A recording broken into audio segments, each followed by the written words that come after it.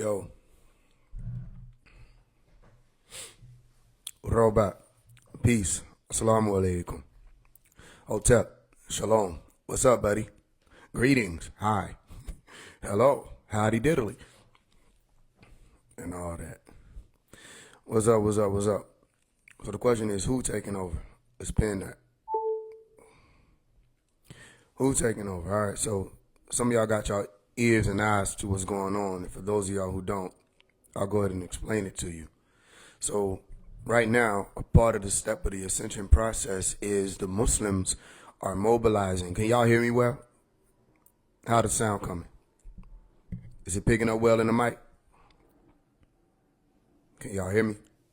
Y'all let me know.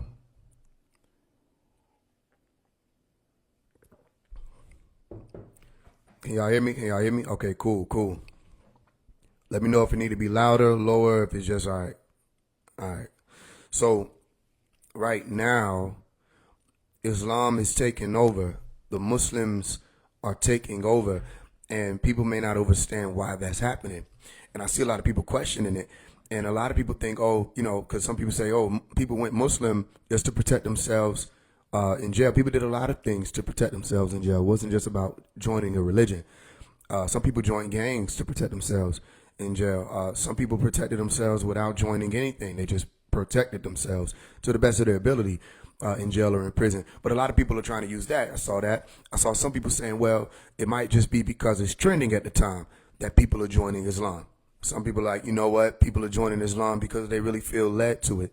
And I took all of that into consideration just to address it and tell people with the video we just put up today. And I said, the reason is because people really want to save their soul, right? And in this day and time, there are not so many things that they can see, because once people started to put their finger on the fact that ascension was taking place, consciousness was speeding up, time was speeding up, what you thought was woke 30 years ago can't be woke now because it's sped up. So a lot of these things people are paying attention to, saying, okay, it's not the same type of frequency as it used to be. So Christianity isn't as strong of an impact on people's lives as it would have been 30 years ago, 40 years ago, 50 years ago, 60 years ago. And even then you had people who were still moving in different religious sects, and even Christianity was broken up into so many different houses and components and departments, is what they call sects.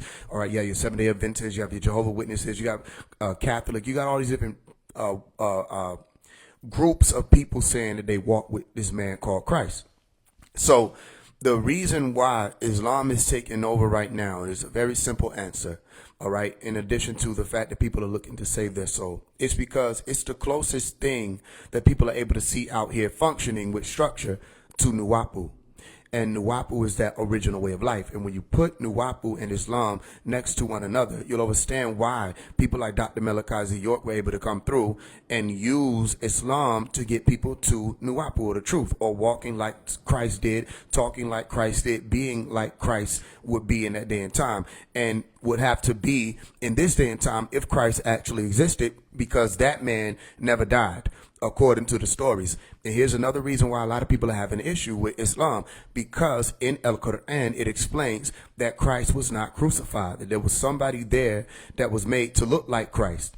Okay, and we know that Jesus has the ability to shapeshift. They put that all through the scripture. Jesus was able to change himself so that people wouldn't know who he was. You go read Matthew chapter 17, verse 2. All right, Jesus appeared in front of Mary, and Mary didn't know who he was until he was able to reveal himself to her in tone. All right, he said Mary, and then she realized, Rabboni, or my master, this is who she was talking to.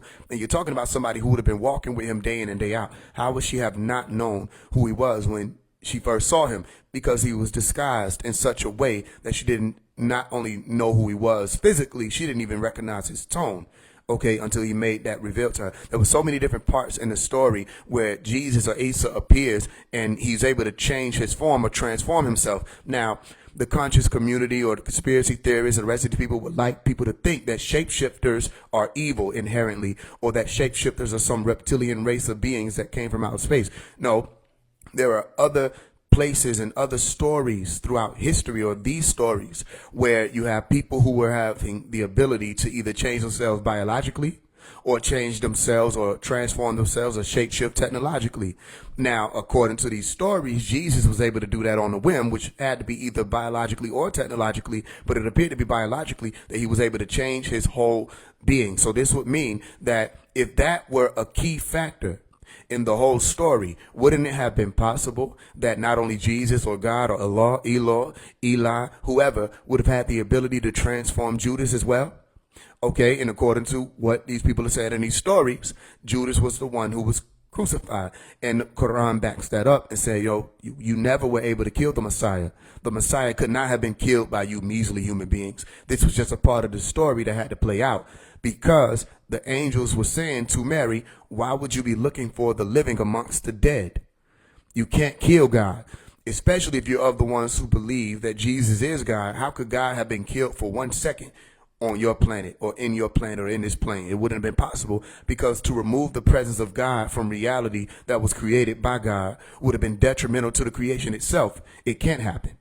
You understand that? So this was something that needed to be observed by more people, that this whole blood of Christ thing, all of that was being pushed to promote more of the draconian, as you call it, religious way of life, or their barbaric Baal worship of blood and sacrifice and all of that was being shown in Leviticus, all right, and shown in certain stories and Psalms and the rest of that, where people were sacrificing their children to these guys or these beings who actually ate flesh. They consumed the flesh. So that's where you get the communion and all of that from. But when you're dealing with allegory, it's easy to say, no, it means that we're going to partake of the flesh of Christ, in a way that we'll be with him, and in a way that we'll be, take his blood and drink his blood, in a way that we'll be one with him. No, the do this in remembrance of me was actually Baal in them. Those were the flesh eating beings who set up their ways of life on the planet. The Behemoth beings, or the Luciferians, or the Baphomet tribes, and the rest of these people who were all about goat worship and sacrifice.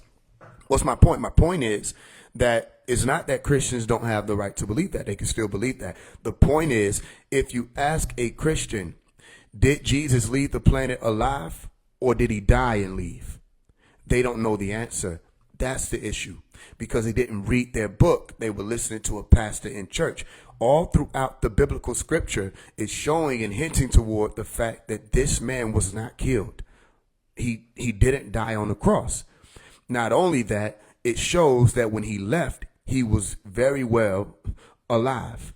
Okay, he was untouched.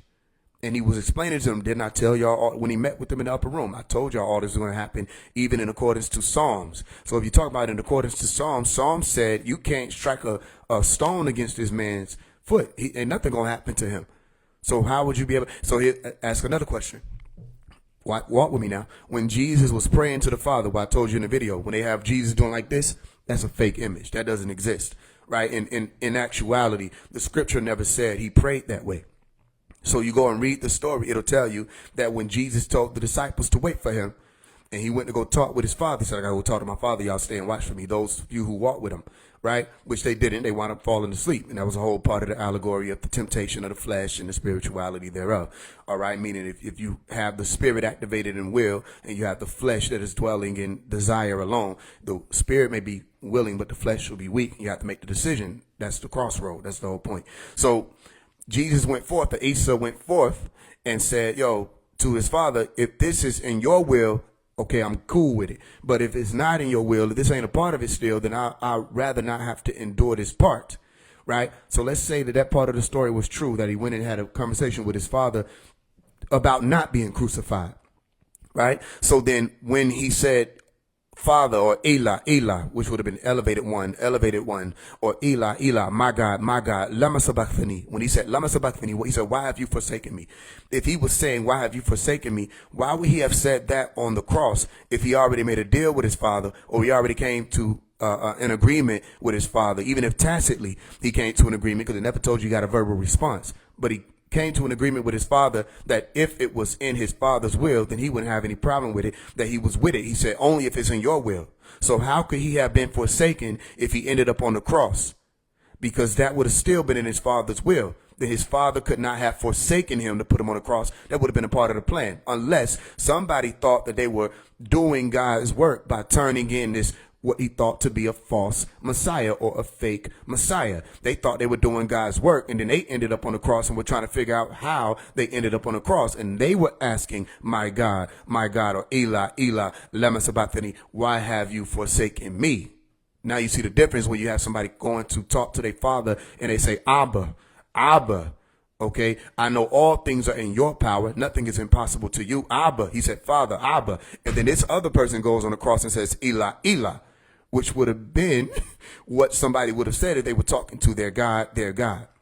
And the people who were standing around thought that he was talking about Elijah, all this other stuff. But if you pay attention to what I'm saying, he called out to Allah, Eli, Eli, Allah, Allah.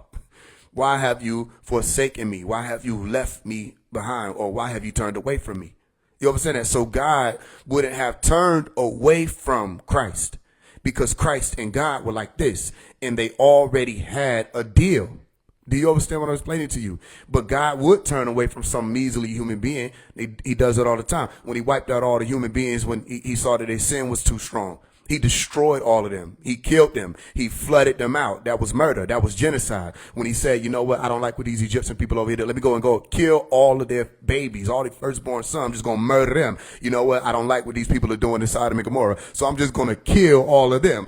You see how many times God was like, I don't like what these people are doing. Let me turn away from them. Let me kill them. So multiple times throughout the scripture, God does turn his back on not only his people, all of creation. You understand that? So then you have to ask yourself this. If Jesus came through with the intent to want to sacrifice himself and want to get up on the cross and bleed out for all of these ungrateful individuals that you see today, because they're still doing everything that this man was supposed to have died for, right? You can see how ungrateful they are, even in just the belief of it, because with the belief of it wasn't enough, especially for those who were there at that time. You can't see that. It hasn't passed on. The belief of it wasn't enough to sustain what that would have been for. His sacrifice was supposed to be for your sins, and you're not sinning anymore. But now you look out into this world, and every Christian that you're coming across that's out here, especially in this internet world, they're making every excuse as to why they're not living how Christ lived. They're not keeping up the law, statutes, commandments that Christ died for. They're making every excuse. That's when it comes to the certain sexualities. That's when it comes to a certain way of life. When you go and talk to them, I'm not doing it. I'm just saying, according to this book that you believe in, they not with any of that. But then you say, you know, God, only God can judge. And then I show you how God judged. God murdered everybody to judge many times. When he said do something and they didn't do it, when he said live a certain way and they didn't live it, he killed all y'all. So the last thing you want God to do is judge. You might want me to judge or me to condemn or me to search and see what's going on before you want this person or this being or these beings to do it. Because when they finally decide that y'all don't listen and y'all don't want to get it together, which y'all ancestors did the same thing, they come through and they wipe you out. You understand that? So my point is, they didn't live up to what that sacrifice was for. And that's the purpose of what Islam was for. Islam was, okay, according to the story. Remember I'm saying according to the story, you're not dealing with somebody who's a believer. I am a seeker. And they showed me what they showed me. What they haven't shown me, they haven't shown me. I only know what I know. What I don't know, I don't know. You understand? Meaning whatever I can use, I can use. What I can't use, I can't use. And right now I can use this scripture to at least attempt to paint a picture for you that maybe it means something to you. Let me tell you something also. If you are a Christian in here and you feel that what I'm saying is against God, protect your soul. Because why would you sit in a congregation of a liar? Why would you sit in a congregation of a deceiver? If you really truly think that I'm a false prophet, false messiah, someone who's satanic, issuing all of these disagreeable things about your God, then the best thing that you can do right now in this day and time for your soul is leave, because you got enough of it on the internet that you're on. You got enough of that out there in the radio that you're listening to. You got enough of that with the food that you're eating. You got enough perversions out here. The last thing you need is to add on to that. So if I find that you're still commenting, then all you're telling me is I don't care about my soul, because I don't sit in your churches and listen to somebody tell me lies. I don't sit in the mosque and listen to somebody tell me lies. I don't sit amongst the congregation of anybody listen to tell me lies. If I feel like you're lying to me and you're trying to mislead me, after I put out my warning to the people, if that's what you were here to do, go ahead, put out the warning, and then go ahead and get on about your business and secure your soul. Don't let me take that from you, unless it's not what it's about, unless you're out in the public trying to do this in a public thing. You'll say, okay, if your faith can't be wavered, then you should be out there in the church right now, in the temple right now. You should be doing something that the faith can be converted to, which is works. If your faith can't be wavered, you should be focused on your works. You already got the faith. You should be focused on your works, and your works can't be sitting on the live commenting. When somebody is explaining to other people about how the faith that y'all have has not assisted or aided humanity at all because of the fact you had no works behind it. Well, you did have, y'all open business, and we got all them businesses all over our community. We see that. We got people saying, close the doors. We understand that. Money gonna come. Y'all are right. That faith worked. But when it comes to the faith of the soul, you can't be that faithful. It can't be that unwavering because you feel you need to prove a point. If you feel you need to prove a point, well, then you're welcome to stay, and we'll allow you to sit. And I feel that you have the right to want to prove your point, but you don't have anything to prove to me. The only thing you have to prove anything to, or the only one you have to prove anything to, is yourself, which should be in communication with the Most High. I don't have to add that one in there. You should already be in communication with the Most High. So all you have to do is prove it to yourself. Okay. But again, you have the right to feel as though you need to prove it to me or anybody else that's in here. So, okay, it's more about what's in private, your faith, by the way, if you didn't read your scripture. It's more about what's in private. You don't have to prove to everybody out here your faith.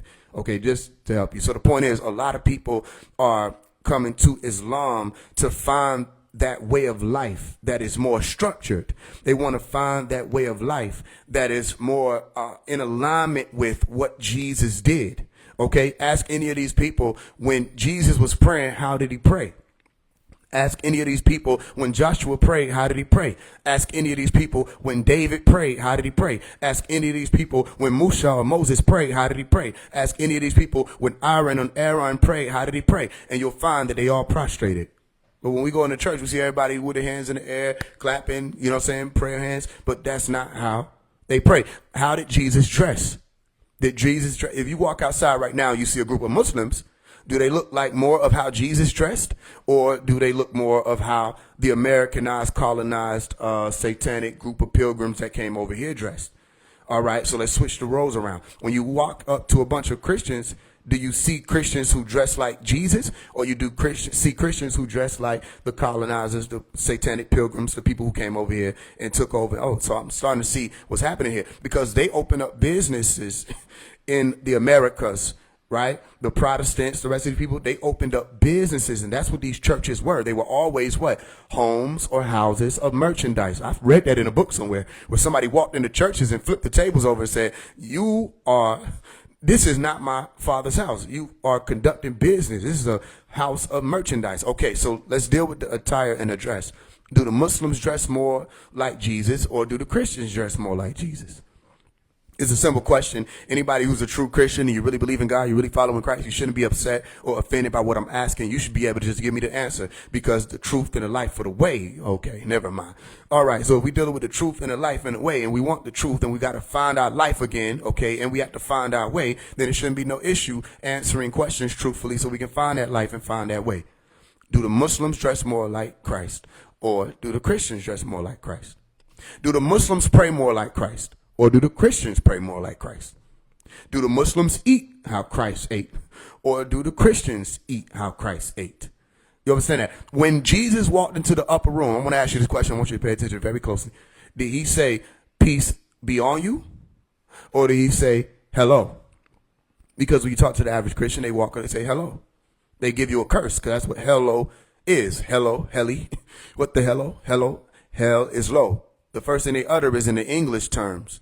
Hello, right? Did Jesus walk up to the disciples in the upper room and say hello, or did he say peace be on you? According to the story, he said salam alek.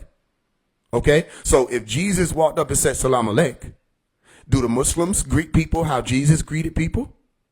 Or do the Christians greet people how Jesus greeted people?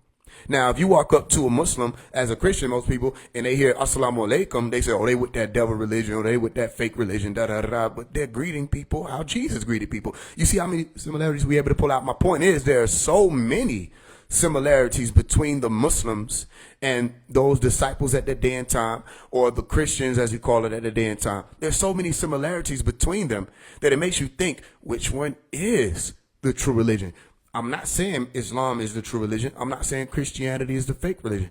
I'm saying, if I wanted to be a Christian, it would be in my best interest, especially for my soul. You're talking about my soul here. You're not talking about choosing whether or not I want to go with the Chiefs or the Indians. on football. You're talking about my soul. You're talking about whether or not I'm going to hell or to heaven. You're talking about whether or not I'm making it out of the earth plane for good, everlasting life, as opposed to eternal damnation. I don't want to play with this. I want to be like Christ.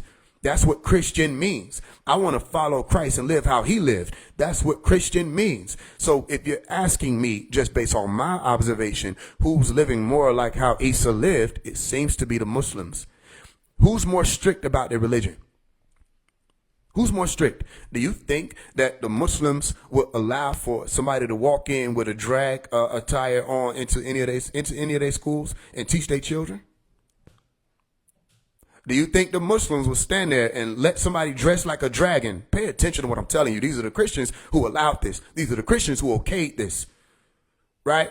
Would a Muslim allow for somebody to walk into their children's school dressed as a dragon to teach to their children or read to their children or do anything to their children or around their children? Absolutely not.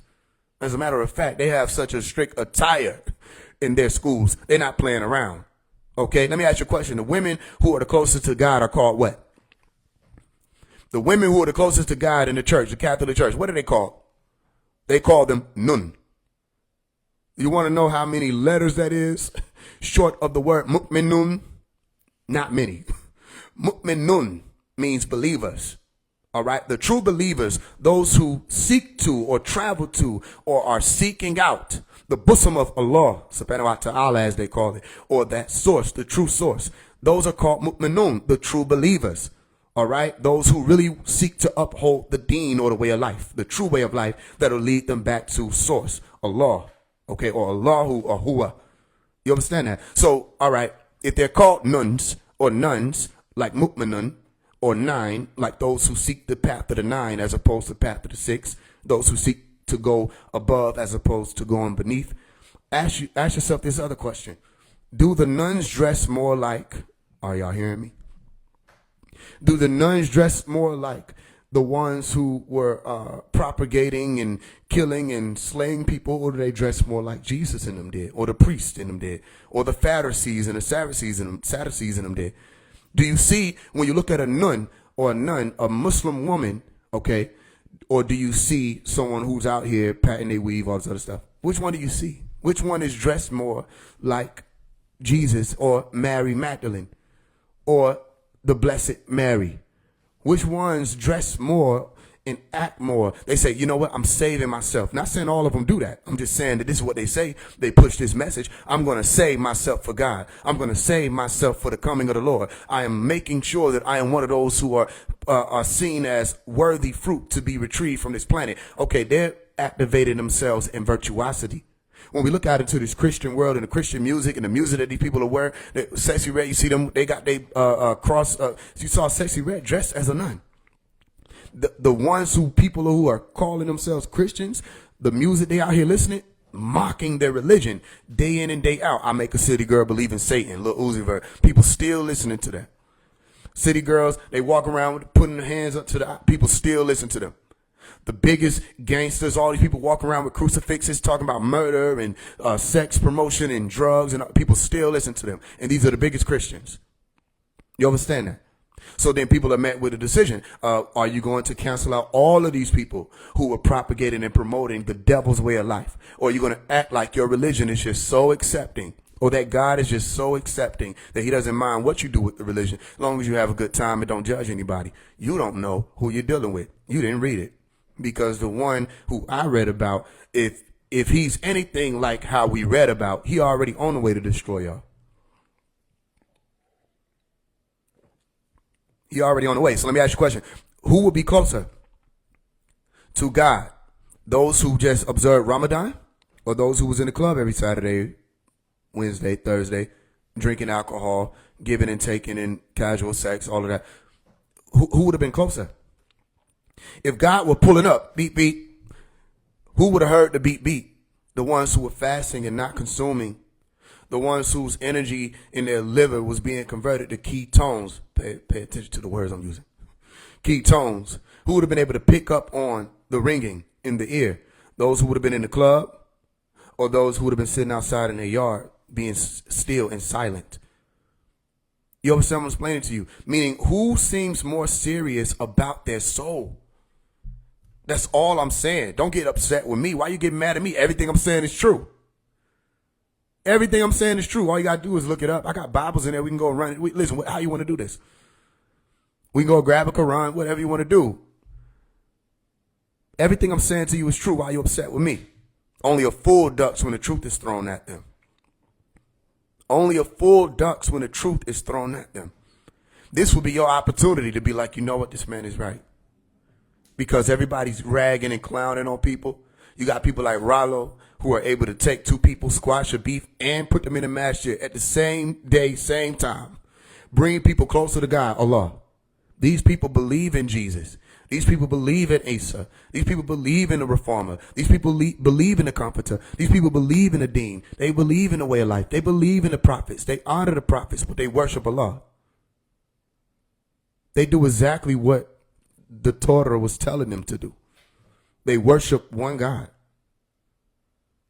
I can't point out to you one time when I walked in the mosque and seen statues of the prophets or statues of Jesus or statues that they don't put up graven images that are supposed to be made after the image and after the likeness of God. They don't put up those images in their church or in their building, their synagogue, their mosque. But when I walk into church, I see a baby Jesus. I see an adult Jesus. I see a teenage Jesus. I see Jesus after life. I see Jesus as before life. I see God pointing at Adam and shit. They playing fingersies. I see all that. I'm like, which one? Okay. So it seems as though so many statues or so many images were made. This is a violation of Exodus. But does anybody walk in the church and say, excuse me, this is a violation. Take that down, take that down, take that. No. Y'all just sit in the church, raise your hands, and you praying to these images. And the reason why they told y'all not to make those graven images is because you don't know who you're talking about. That way, if you saw somebody doing that, you would know they were trying to indoctrinate you. You would know that they were trying to place an image in your brain of who God is. That way, you would be fooled and deceived. You wouldn't know who God was when you saw them. You would be looking for a particular image. You wouldn't be able to just be listening out for the tone or for the call. Many are called, few were chosen. You would be looking for this man to be coming up to you in a robe and stringy hair, as opposed to waiting so that you can do like Mary did, observe and watch and be close enough to be able to hear him say, I have not ascended unto my Father. But go and tell my brethren that I did. Now let's deal with that. If Mary was told by Jesus, Isa himself, that he had not ascended unto his Father, then that means whoever that was on the cross either lied or it wasn't Jesus. Let's deal with it. Jesus talked to two other niggas and was like, join me in paradise on this day. Come join me in paradise. And they said when it was all over, he gave his ghost up. His spirit left. Okay, and he was supposed to be going to paradise. And then some people said, no, he went into the heart of the planet Earth for 3 days. And he was stuck in hell. And he had to go through hell. And then he said he was going to paradise. Which one is it? So if he told Mary, yo, don't even touch me. Don't even make a scene. That's what he was saying. Yo, don't touch me. Touch me not. My Father hasn't arose me yet. He said, don't make a scene. Listen to me. Y'all ain't gonna hear me. Some of y'all are. Right? If he was supposed to be in paradise, he would have went to paradise. But if he said, I have not yet ascended unto my Father, listen to me now, then he never went anywhere, meaning he went on that cross. He went on that cross. Because why would, all right, so let's deal with this. When he told her, all right, go and tell my brethren, go tell the disciples that I did. And he showed up to talk to the disciples and he reminded them, I told y'all all of this was going to happen. Right? Who pulled the whammy? God did. This is good news. This is a part of the good news, but people don't like this part. How about Jesus wasn't killed by these little human beings? Wouldn't that be good news? To know that God could pull the wool over the eyes of the deceivers and make them think they got them. And it's a ha-ha moment. And only those who were in the upper room were able to meet with God while everybody else thought he died. And then the saga continues because look at how human beings are acting, thinking that somebody sacrificed themselves for them. And ask yourself, would that have been worth it? One more time for the people that's all the way back there. One more time. Look at how human beings are acting. Look at a planet that believes in hell. Excuse me, a world. Look at a world that believes in hell. Look at a world that believes in God. Look at a world that believes in the sacrifice. Look at the world that believes in the blood of Christ and all of that. Look at how they acting. Would that have been a worthy sacrifice? Would it have been worth it? So you think God's stupid? You think they didn't know that? These people dumb? They said, nigga, they made the deal already. You can't harm the Son of Man. You can't harm the Son of God. So wouldn't that have been better information to receive growing up? That human beings tried to kill God and they failed. And this proves the power of Christ. This was the great wonder that they don't want to talk much about because there's not much profit in that. There's not much profit in the admittance of the fact that God was able to fool the devils who run this world. No. Because then you're going to look at the devils who run this world and be like, y'all are fools. And then you become a part of the few, and the few, they don't want to highlight the few because then the few become many, and then what happens to the devil's world? The God of this world is Satan, according to the Bible. 2 Corinthians chapter 4, verse 4. The prince of this world is Satan. It has nothing in God, according to the Bible. So if these things are true, the ones who run this planet or run the world that's set up on it are devils, satanic, Luciferians, and they are the ones who are pushing religion how they push it. Listen to me so you don't miss it. They push religion in the spiritual tense or the spiritual sense. Your books say, listen, if anybody doesn't confess that Jesus came in the flesh, that's an antichrist.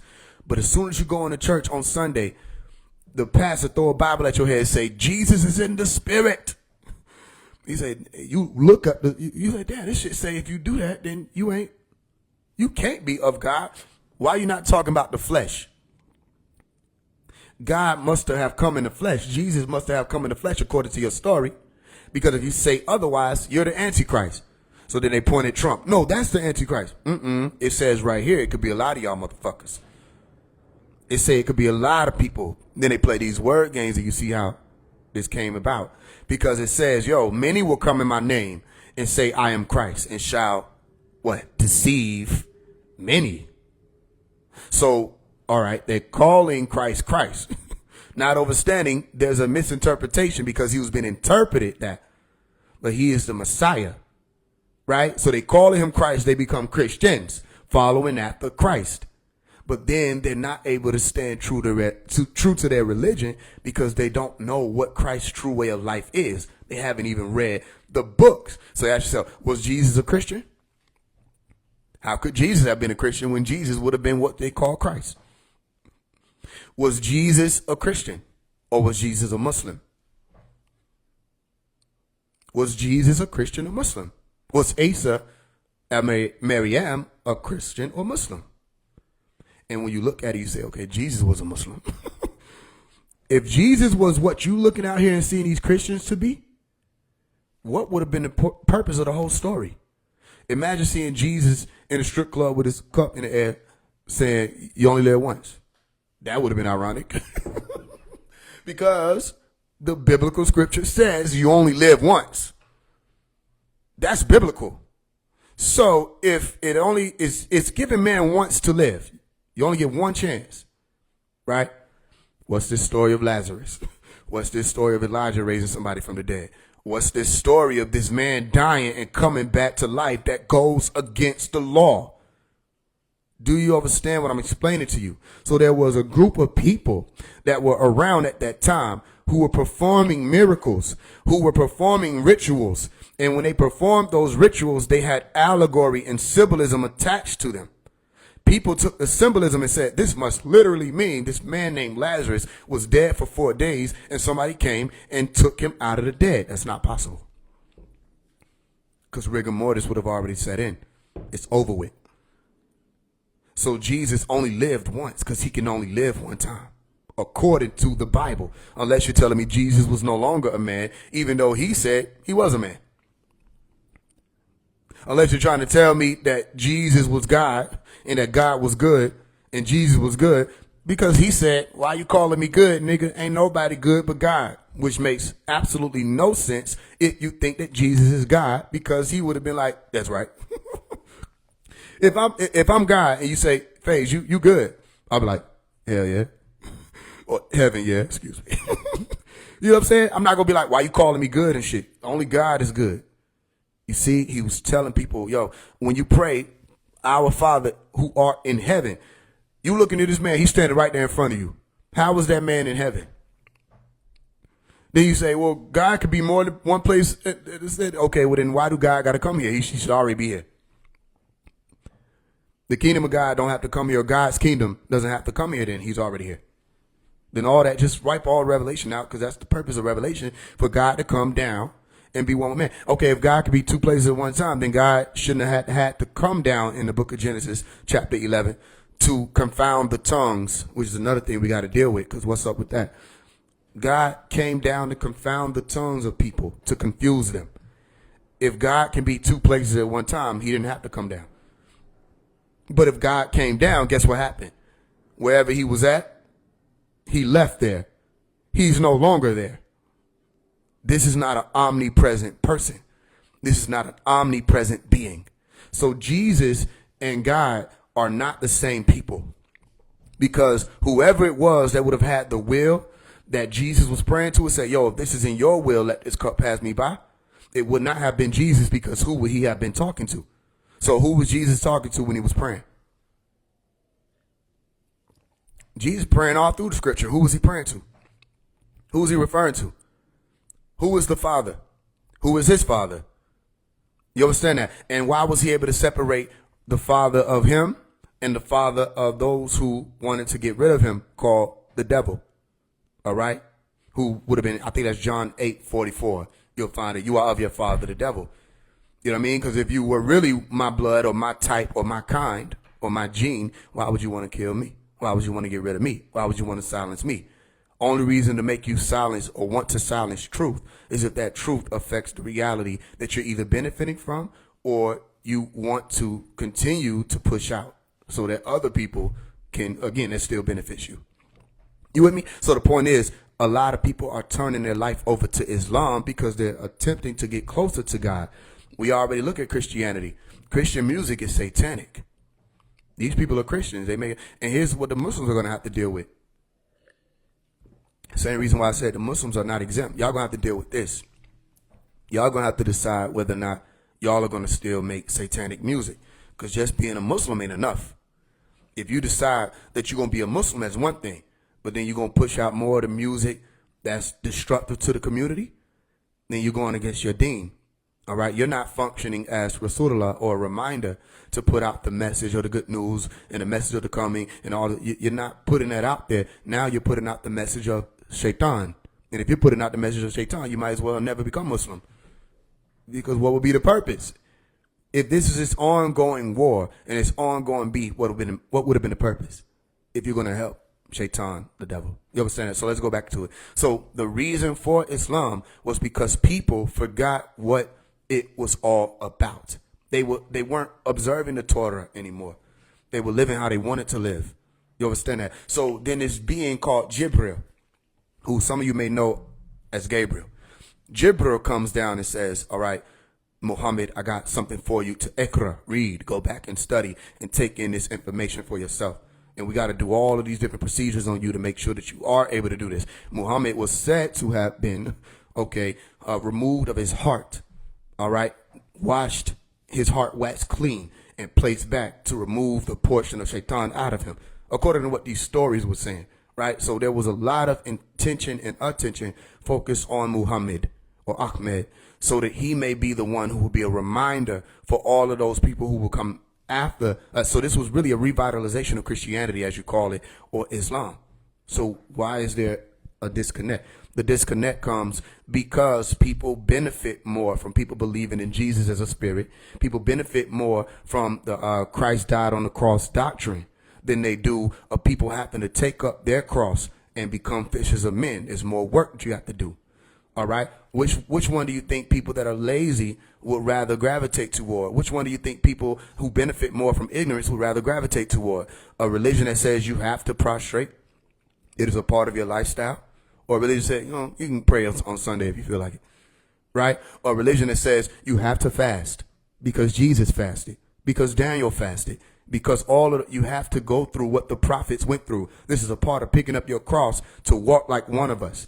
This is what the books were telling you to do. So when people observe Ramadan, they're literally doing what Jesus did. Now, they may not be doing it to the extent in which Jesus did it, because Jesus took on more strenuous, more advanced fasting, and so did Daniel, right? But they still are fasting. So there's a step closer to who and what Jesus, Asa, the rest of these people who were very powerful figures in these stories were doing. You understand that? So a lot of people would rather take the easy route. So instead of them doing what they're supposed to do, which is their due diligence to see if any of this checks out, what they'll do is say, liar, deceiver, you're fake, this is all trash. And then they weren't going to apply any of this stuff anyway. These are dealing, if I were to look at who were the lazy Christians and who were the true workers, and it seemed like the Muslims are being more Christian. You understand that? They're observing more of what the Torah told them to do. So then, look at this. You got some people who make gospel music. They spread the gospel or they sing gospel songs. That's great. Do you understand that these Muslims are on a mission? It's a part of their demeanor.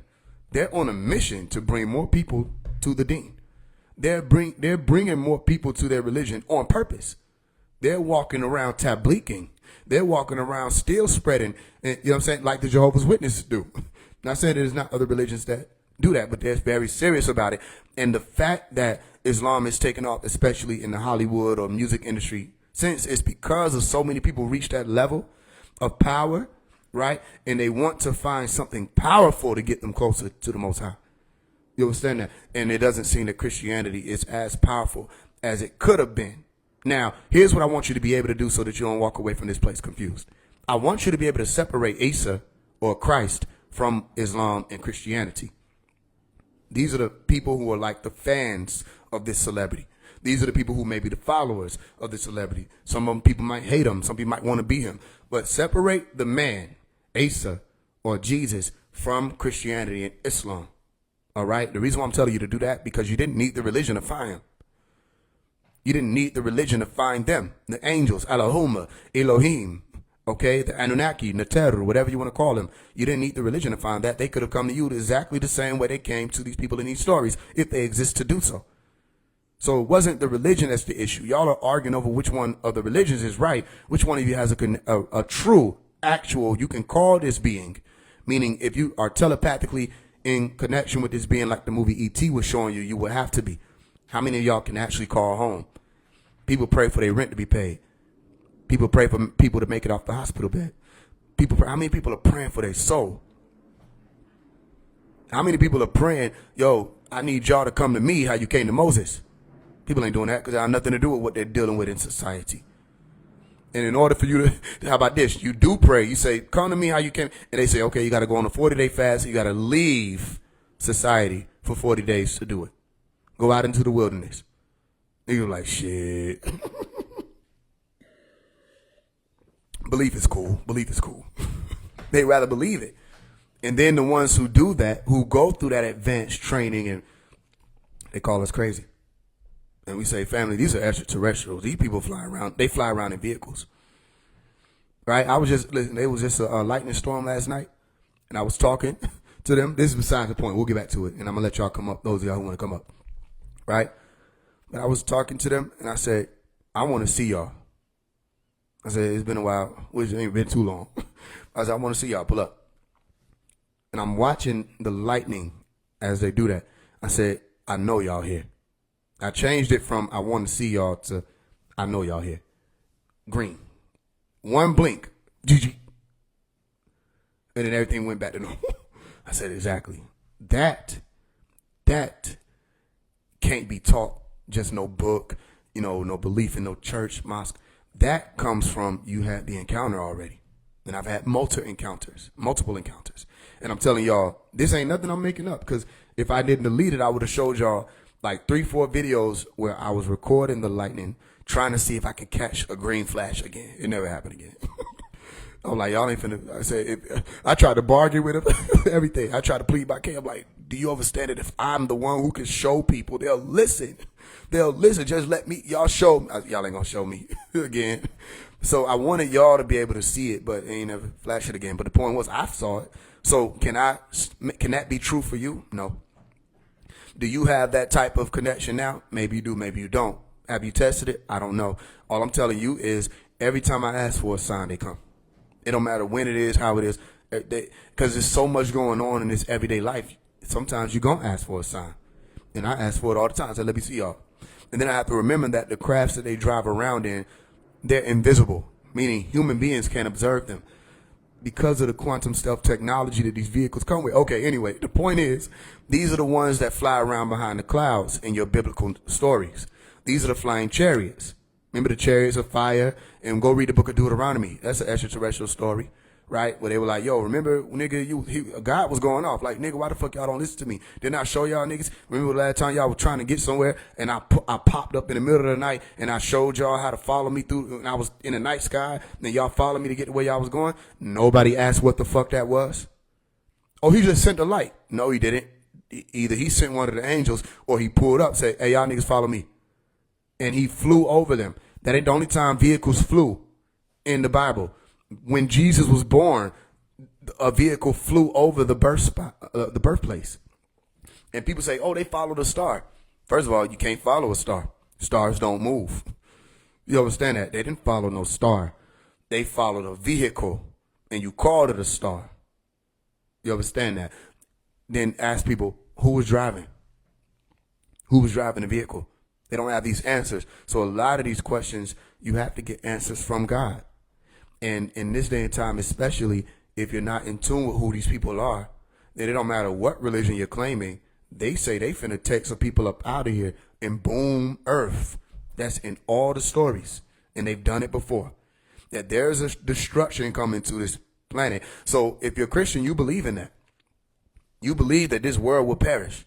You believe God is coming back and he's going to destroy this place. If you're a Hebrew Israelite, of course, they do. They'll tell you that they happy about it. They supposed to be. If they really believe it, they should be happy. Especially if they live in, because Hebrew Israelites live more like Christians than Christians do. You understand that? So Hebrew Israelites and Muslims shouldn't really be at odds with one another because they're very similar to one another. But again, everybody wants their religion to be right. And then I asked them, okay, who completed it? Everybody wants their handwriting to be pretty. Nobody wants the right answers.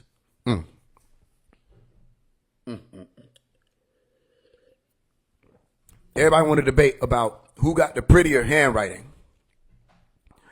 Who wants to make sure they wrote the right answers down?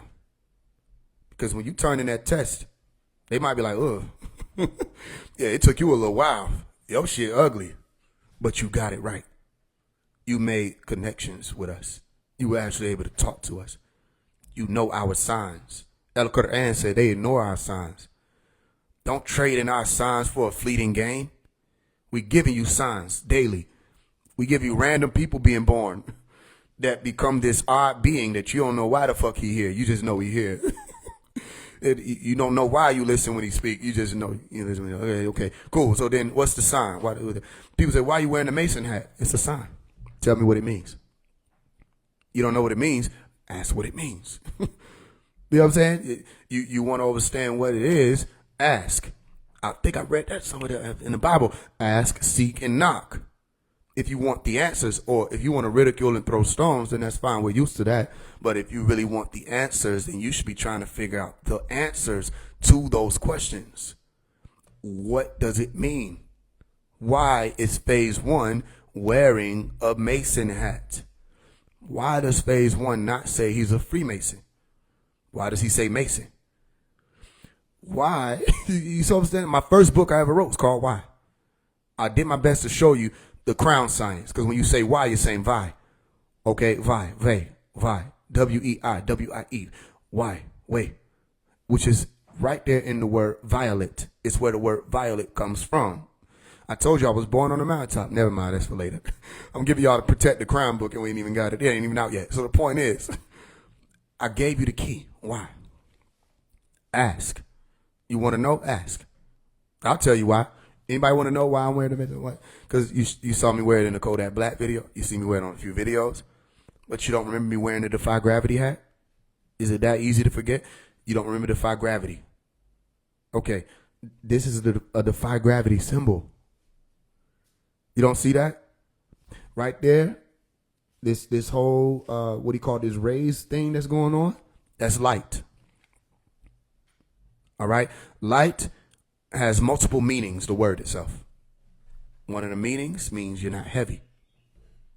Okay? Another meaning is it's not dark. Okay, so if something is not heavy, it tends to not be dark.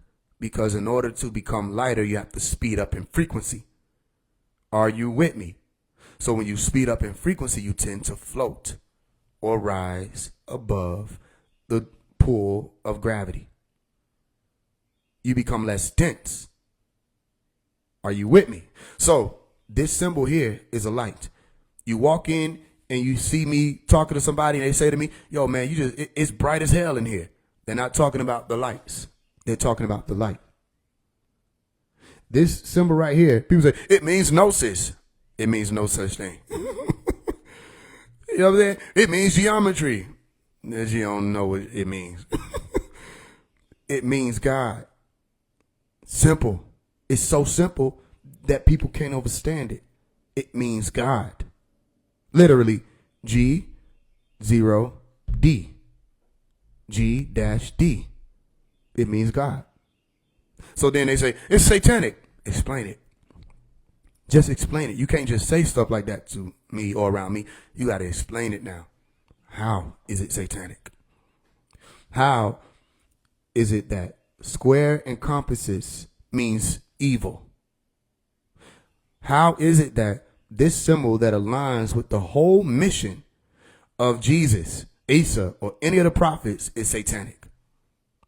Tell me why I can find so many Masonic rituals in the Bible.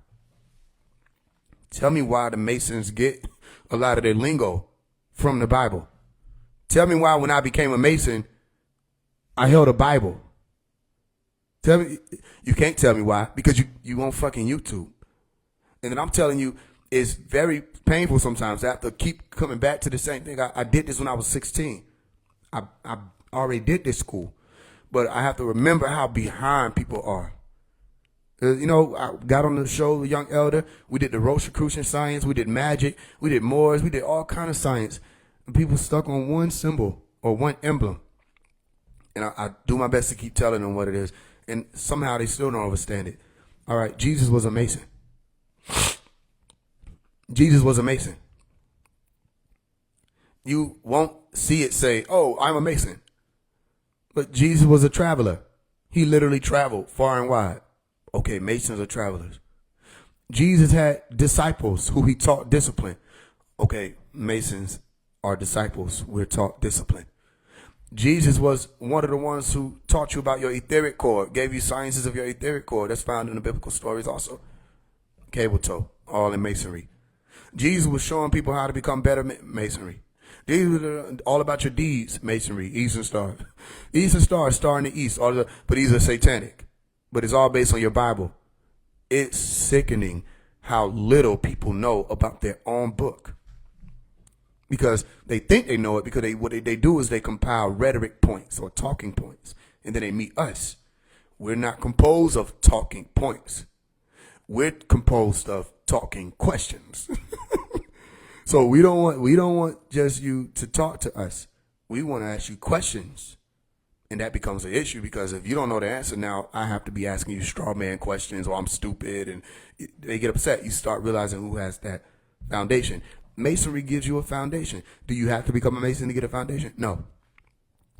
But if I never became a Mason, I would have been limited in some of the things I would have been able to tell you, because Masonry taught me more about how this particular society works, because it was built on Masonry.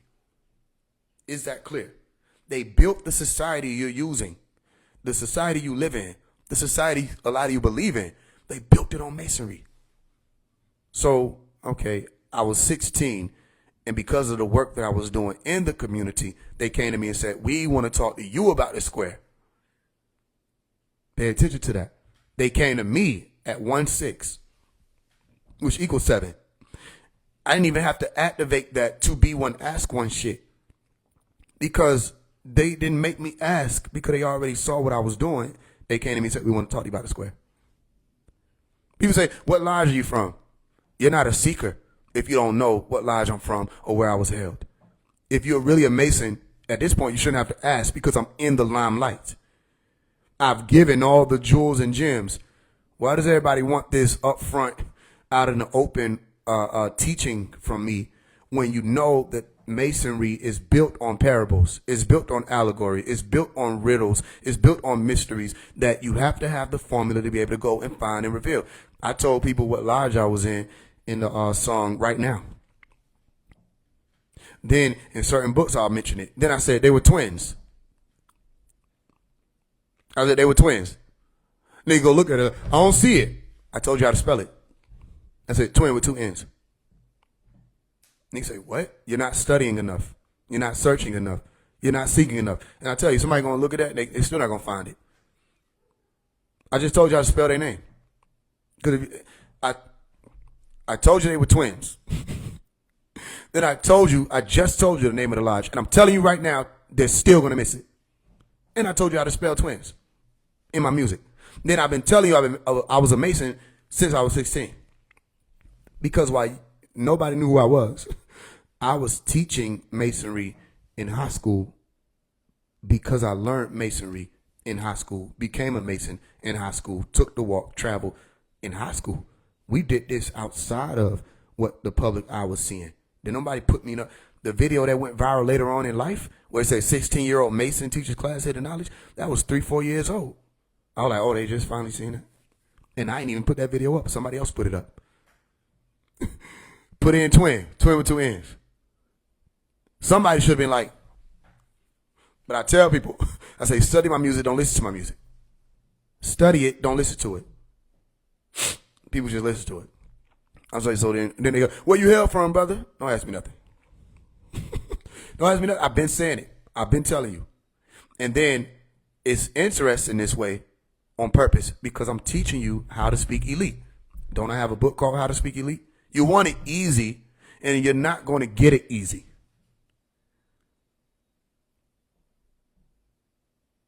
You want it right there, and I'm telling you, it's right there. It's just hidden in plain sight.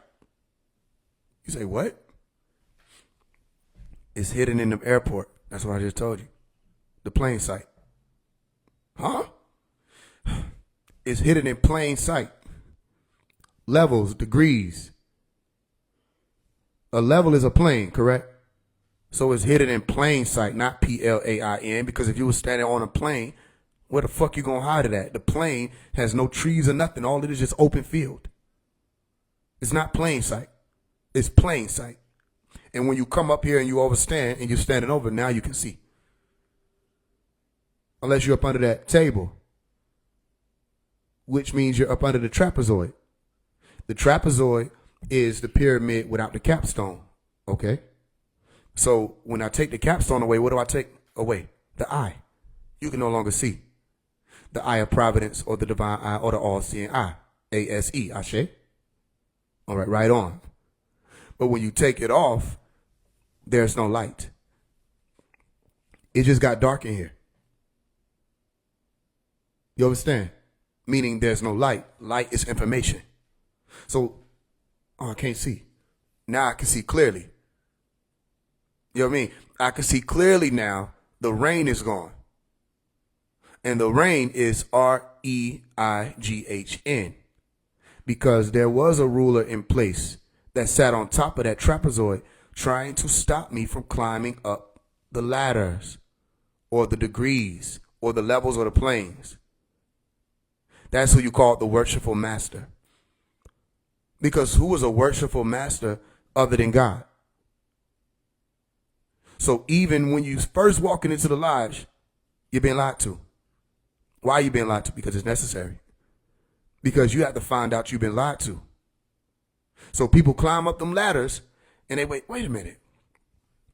And then you see the rest of the people who taught them just walking off on to find more people that could be brought out of, and you're left with just yourself, your feet, and your works. You understand what I'm explaining to you? No more, nobody carrying you. Oh, where did you go? I looked at the sand and I saw that there were 2 pairs of footprints. And then I saw that there was only 1 pair. Why did you leave me alone? No, I was carrying you. You became a pharaoh. Pharaoh means to carry. Now you have to work on your own house, your lighthouse. Get your house in order, your great house. That's what Pera or Pharaoh would have meant. Pa'ara. Go look it up. It meant a great house. And you have to work on your lighthouse. So right now you have a house. Let me show you something.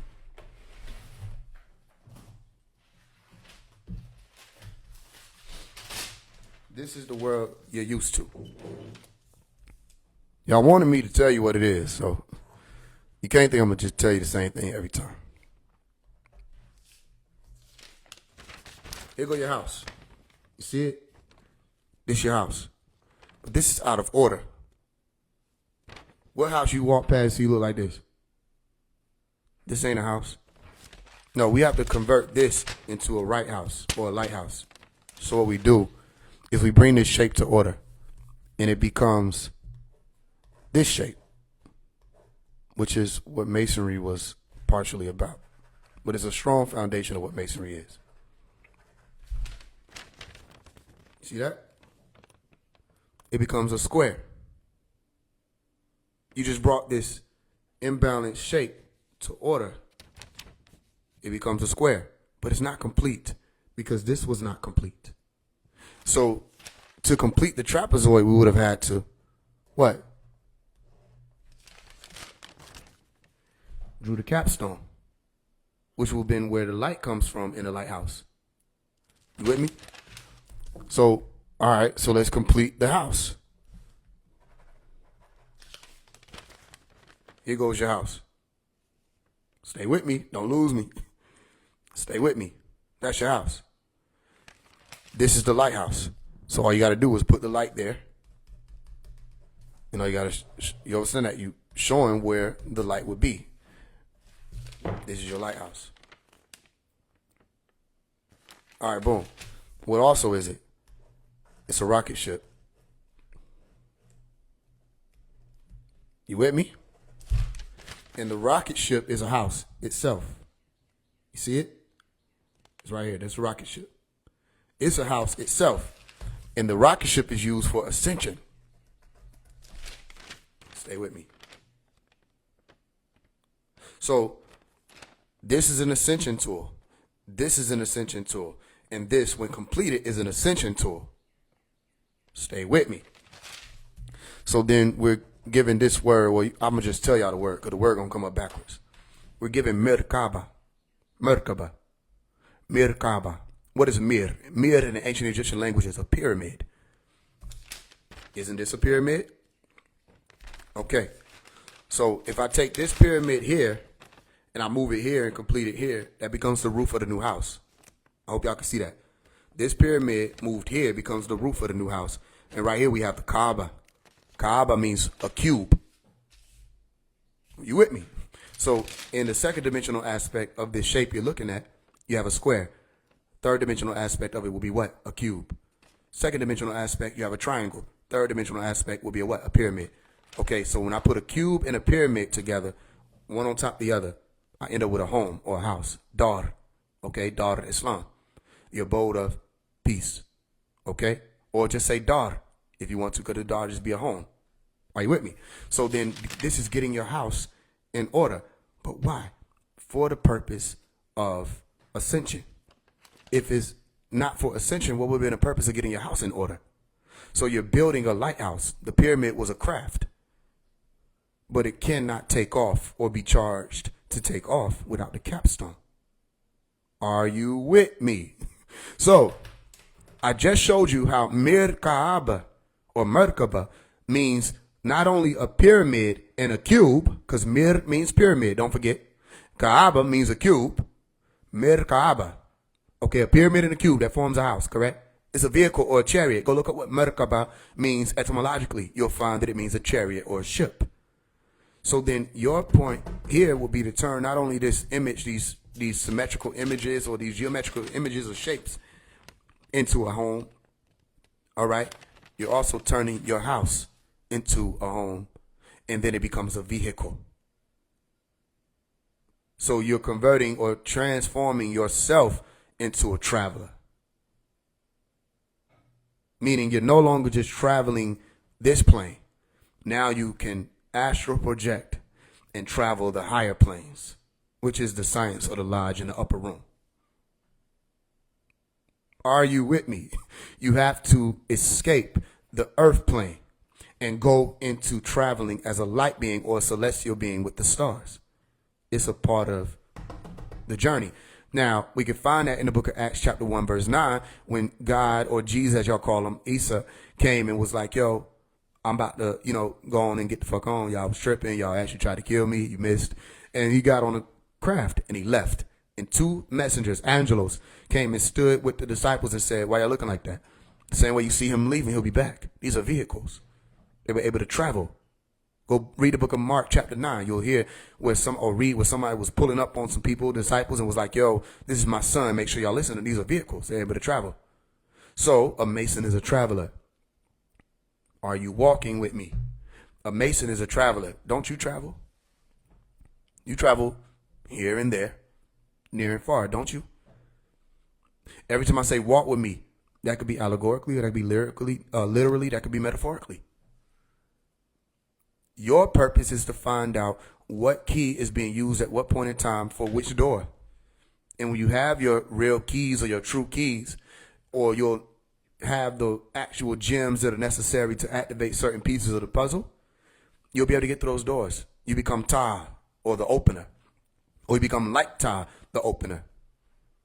You know what I'm saying? I'll give you something that you could think about, because if I say a electron or a proton or a neutron, I'm speaking of a particle, correct? You have something called a tachyon or a tachyon particle.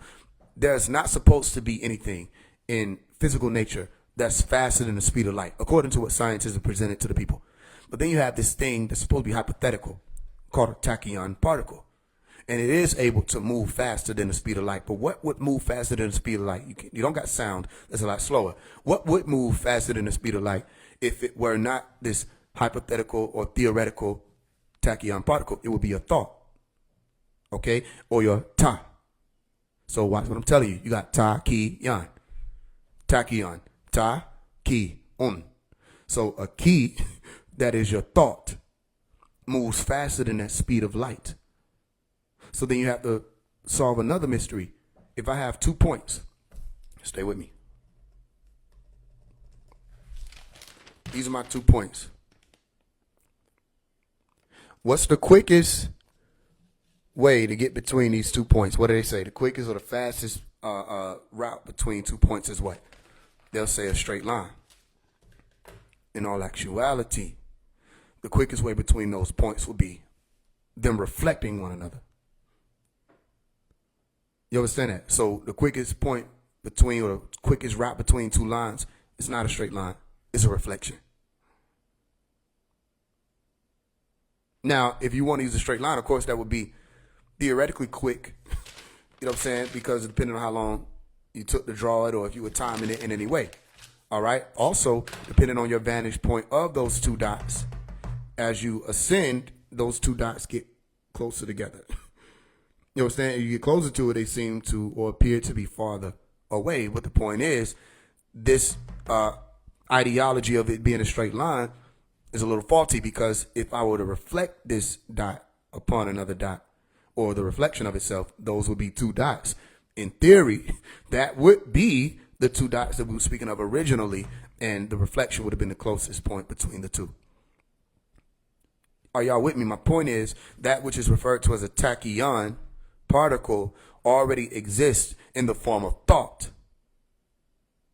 So if you have ta and ki, you have that same ta as in the opener. Go look up what it means. P-T-A-H, opener, the door opener, and ki, or the spirit, or the key as in that which opens the door.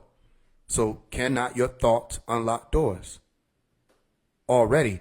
And you wouldn't need to travel necessarily in the routes in which there's line and light and all this other stuff. You're already there.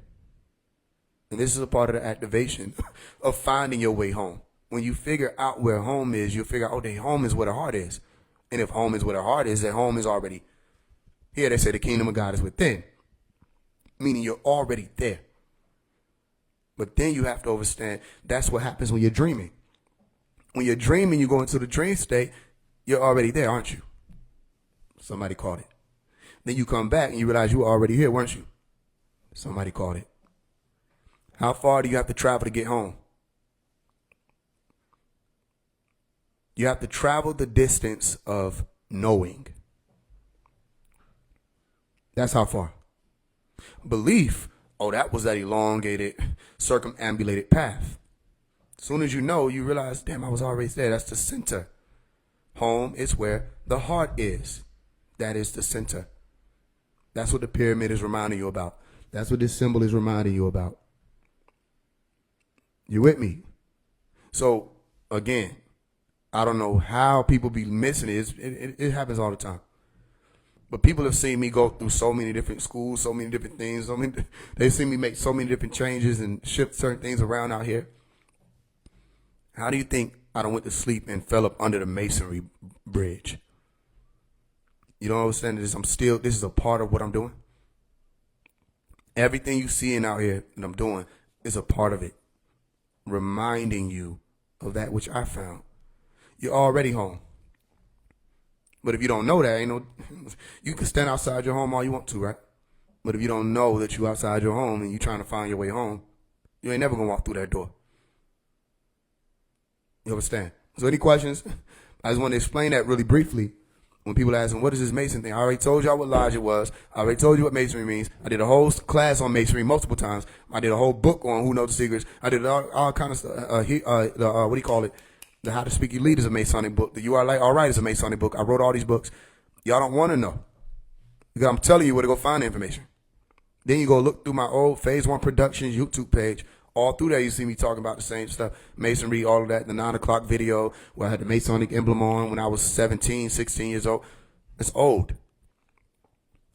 My thing is, why you can't get past a symbol? Why can't you get past a symbol or an emblem? I know Masons who walk around with this, they don't know what this is about, but they were happy to be a part of something. That's fine. So long as they're still paying their dues and doing the charities and the works and okay, within they're benefiting society or this world.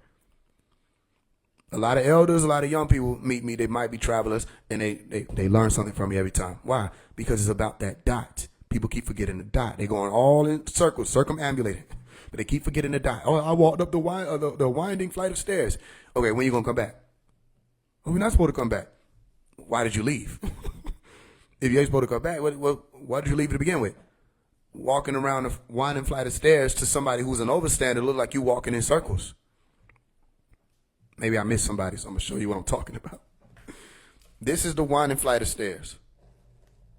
All right? It's called the Fibonacci sequence. That's the winding flight of stairs. So let's say I have an eagle eye view, correct? So if you're doing this, right, and you're going up the winding flight, it's like you're walking in circles to us. Right? Now, you might say, I wasn't walking in circles. I was going up higher in degrees. Okay, well then when you going to come back to the center to understand you were already there? Now, look what I'm telling you. This is not conventional mainstream masonry, what I'm telling you about. Certain brothers understand it. Others, they think this is like some Boy Scout shit. This is about ascension. You don't get these tools to walk around and show them off. This shit hurts. It's painful. You got a shock of entrance. You got to endure. You walking around stepping on knives and pins. This is people throwing rocks at you, spitting on you, plucking your beard off your face. Go read the book of Matthew to understand what I'm saying. Right? When Jesus was carrying the cross. And when you take up your cross and walk like Jesus did, or he said, that shit is painful. You know what I'm saying? And then the more you do it, the layers get to peeling back and you start seeing why all this shit is fucked up out here and people don't want to hear you. But you still got to carry your cross. With me? All right. Any questions? Let's get on to the questions.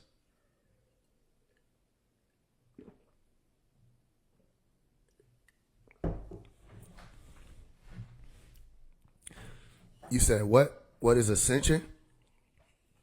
What is ascension? The word? Or you asking like what does it mean to people? I think I explained more about ascension in the rehab book. If it wasn't the rehab book, I think it was the rehab book. Right? Maybe I should show y'all how to, because we ain't did that in a while. Maybe I should show y'all how to get these books, because I know y'all hear me mention them. All right, for anybody who want to get these books, okay, especially just in case I don't get to your question. All right, can somebody, if somebody will somebody comment the Play for Change thing, so I don't gotta mess this up. All right, for right now, I'm gonna show y'all what the Cash App is. But can somebody comment what I normally say? All right, other than that, let's get these questions answered.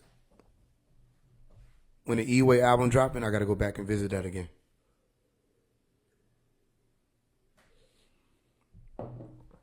I think we moved it for Dumb, Dumb, and Dumber. So I'll go back to that. Palms of the Sphinx refer to a building in D.C. or something else? Palms of the Sphinx? You talking about in the Rosicrucian order, it refers to something else. If you refer to something I said, I'm sure you're talking about the initiation process in the Rosicrucian order. So you got different chambers that you go through: first, second, third, fourth, fifth, sixth, seventh, eighth, ninth chamber, and then you have like everything else. You got honorary and extension chambers. So the class master is walking you through what it means to become a Rosicrucian or rising up off the cross. And at one point, you have to cross through the paws of the Sphinx. All right, which means it's actually a death. And let me explain to you why. Because the sphincter word is the same as the esser word. All right, esser means to squeeze, and sphincter gives you the same thing, to squeeze. That's why you have a sphincter that squeezes out that which is dead and gone, and then you have room for new life. It's the same thing. So that's where you get the word sphinx from, sphincter. Okay, and it's saying to squeeze a thing.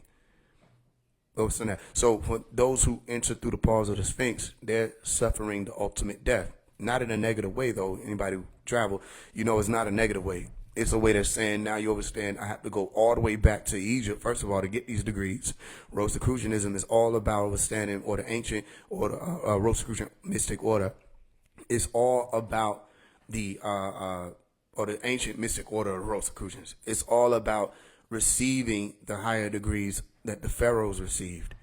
You understand that? So, Rose Cross, that's Rosicrucian. Rising up off the cross was a part of the story that they were putting in the Bible. Jesus, okay, rising up off the cross, becoming a new being, a brand new being, or a Nubian, or a Nubian. You with me? So that's what it's about, finding your way back to right there in the Sphinx, that which guards the pyramid. This guard dog or guard lion that guards that pyramid, and you have to suffer that death, figure out what the riddle is, and then you're reborn. This is the 9 chambers. So you can study that, go listen to that more when you go and watch that video I did with the brother Young Elder, okay, The Secret of Rosicrucian. All right? Any other questions?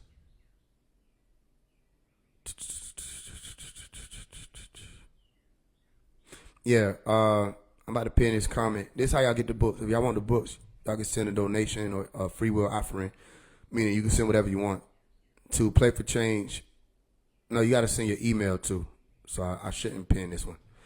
What the one would say the email? Make sure y'all send y'all email too, because people be sending the stuff and they don't send their email with it. So I'm going to send you the book. Okay, I think I see this one. Let's see.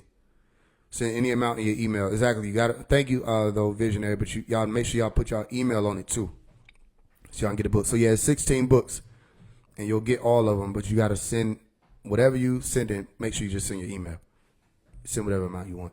Does the Quran tell the same stories that are in the Bible? Yes, a lot of the same stories that are in the Bible are found in Al Quran, except a lot of those stories go into more depth in Al Quran.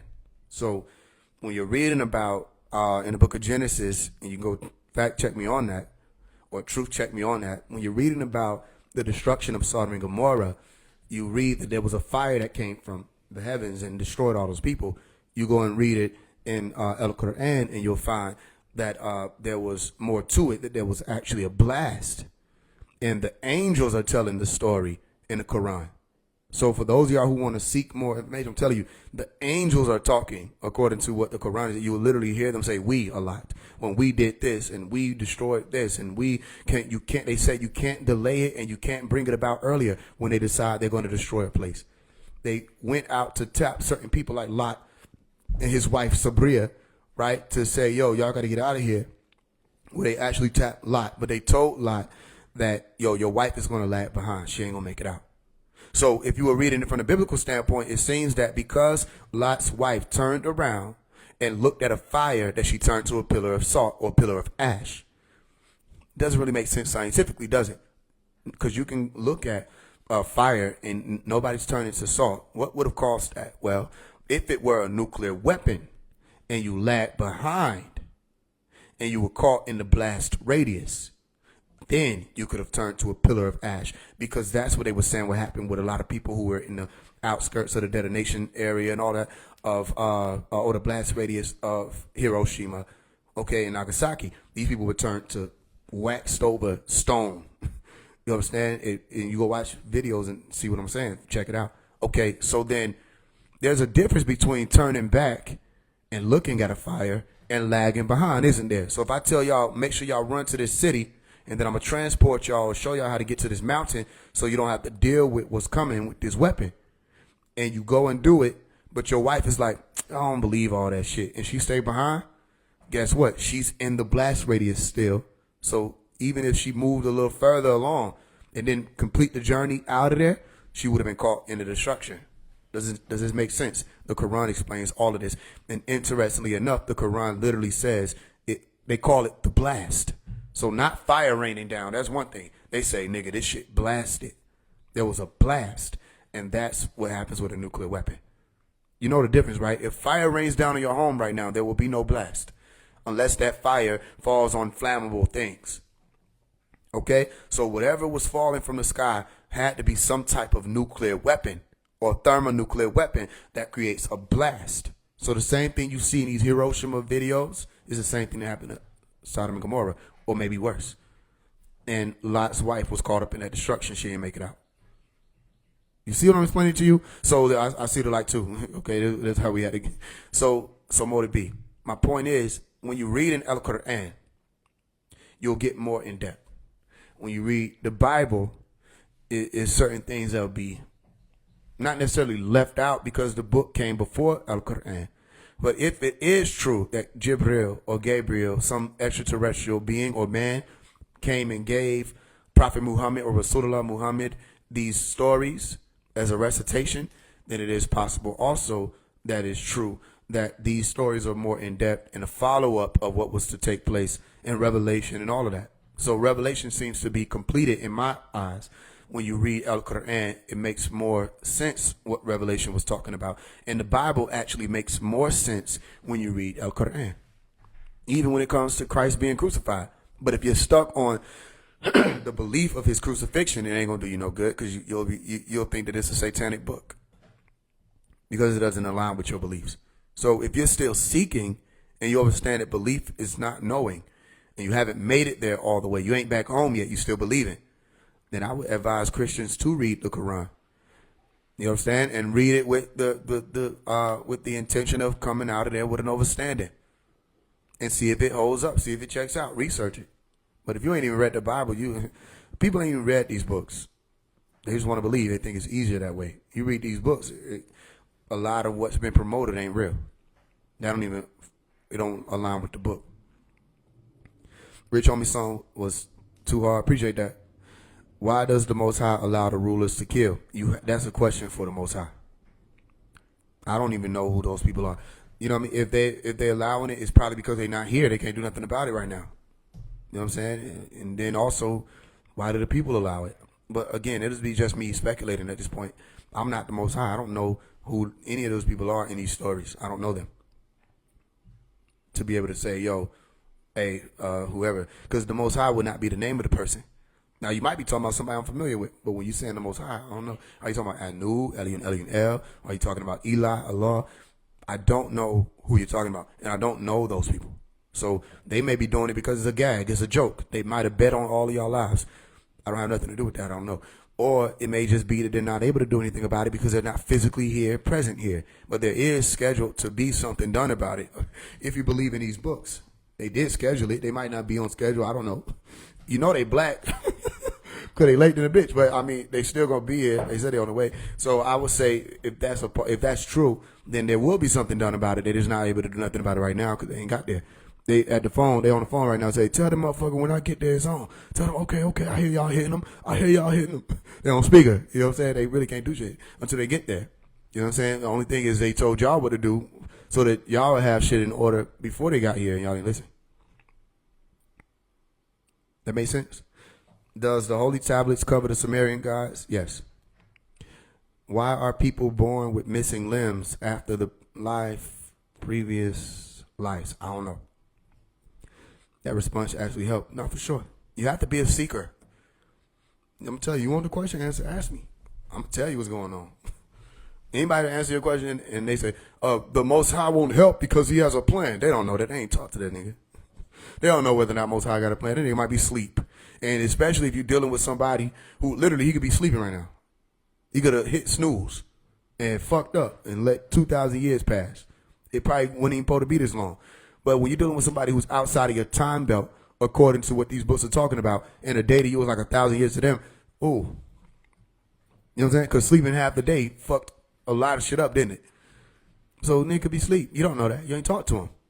The only way they could answer a lot of these questions truthfully is if they had the experience. Other than that, they have to say, I believe this, or I think this, or it becomes confusing. That makes sense? Tell something about Iranian people. They from Iran. Reincarnation. Do we reincarnate back to Earth because of the lack of knowledge? I don't know. It's possible. It's possible that you didn't do what you were supposed to do, or it's possible that you wanted to come back. Some of y'all like this. I don't know. I don't know what it is for everybody. For me, here's what I can say. If it's up to me, I'm not coming back. I'll say that. If it's up to me, this is it. I'm done with whatever this is. But if I get past here, some niggas pow, I get shot up. Oh shit, it's finally my time. I leave, and then some niggas standing there and say, do it again. Ain't shit I can do, is it? I can talk all that tough shit, but I'm sure you can't do nothing about that when it gets to that point. Go back. If they say that, I'll be back. You'll know my voice. You might be 50, 60 years old when I'm able to tell you who I am again. But you'll know my voice. You always know my voice. I don't know, but I saw a golden, bright yellow ship after that too. That's what's up. What do you advise a young brother or sister that's new to all of this? Take your time. Don't let it blow your mind. Take your time. Study. If you're going to take time to do anything, because time is going to move without you, take time to study and understand what it is that you can apply with anything you study. Then you'll know why I answer questions certain ways. Because a lot of what y'all be asking me, I don't know how you're going to apply this. You know what I'm saying? I could teach you about religion. I could teach you religion. But if you're asking me what the truth is of these stories, all this other stuff, all I could tell you is what's in the books. And I can make sense of what's in the books, but other than that, if you ask me if Jesus is real, I don't know. You have to ask him. What's the basic sciences I should start to study to get on this journey? What journey? You gotta let me, journey to knowing. Science. Chemistry, physics, neuroscience. The stuff that we were learning in school that everybody said, well, they taught us bullshit. They might have taught us some bullshit about social studies and all that stuff, history. But science, that's real shit that you could test to see if it worked. So I would advise you to become a scientist. Study chemistry, study physics, study biology. Know more about what's happening with your very being. Oh, that'll put you on a path for real. I'm telling you, no matter who you are. When you start learning more about what makes shit, yeah, you'll get an edge or an advantage on the average person out here. And maybe you'll be able to help them. How long does it take to become a Mason? It depends. It varies. You might become a Mason in 2 weeks. if you're talking about joining a lodge, like it might be, or it might take you a day. But then masonry is so many different levels and degrees of it and studies in it. You're going to be a mason your whole life. And then you start realizing, damn, I was always a, that's what I'm telling you. You were always a mason. The whole Neo thing, the Matrix movie is Masonic, by the way. The waking up and using your eyes for the first time and being blindfolded, all that's Masonic, by the way. When you open up your eyes and use them for the first time, somebody's going to be there and say, you never used them before. You with me? And they were told, you never used them before. They were told, you never used them before. Somebody before them were told, you never used them before. You with me? So it's certain levels and degrees, but you always had eyes. You just didn't use them.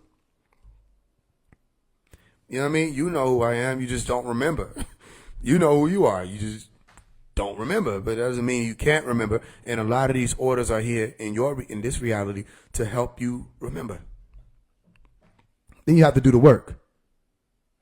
You have to. My eyes are blind right now. Okay. What about the Moorish Science Temple? What about them? MSTA, what do you want to know? The winding stairs to the door, to Morpheus' room, the upper room. Yeah, for sure. I showed people before, I think it might have been on Young Elder, that the 1, 3, and 5 show you masonry. The 1 is Boaz and Joachim, or the Joachim, as some people say, Boaz and Joachim, who bring you to entering in. And then you have the 3, which is the winding stairs. And you have the 5, which is the stairs leading up to a room. Okay, 1, 3, 5. It's just this. It's so many ways to put this. That's what I'm doing my best to show y'all, because it all stems from the dot and it all leads back to the dot. The whole connect the dot science can be explained by just explaining what a dot is. A dot is compressed reality and a dot is expressed reality. It's both. So it's an expansion and a compression of what reality is. Put it in a dot, the smallest, most discrete unit. You'll find a dot. You'll go to the atoms. Then you find more dots, protons, neutrons, or nucleoids. You say, oh, these are atoms. These are dots. The deeper you go, you find more dots. Even when you're looking at waves, you're still seeing dots expressing themselves in motion. Standing waves, dots expressing themselves in motion. Electrons, dots. So it all goes back to the dot. So that's when you're dealing with string theory. String theory is still multiple dots. You with me? Because you string it along dots like the FBI do in a interrogation room thing setting. Are you with me? I'm not being funny. I'm really blind to things I have to learn. Now, I didn't think you were being funny. What does 144 mean to you? 144 has a lot of meanings.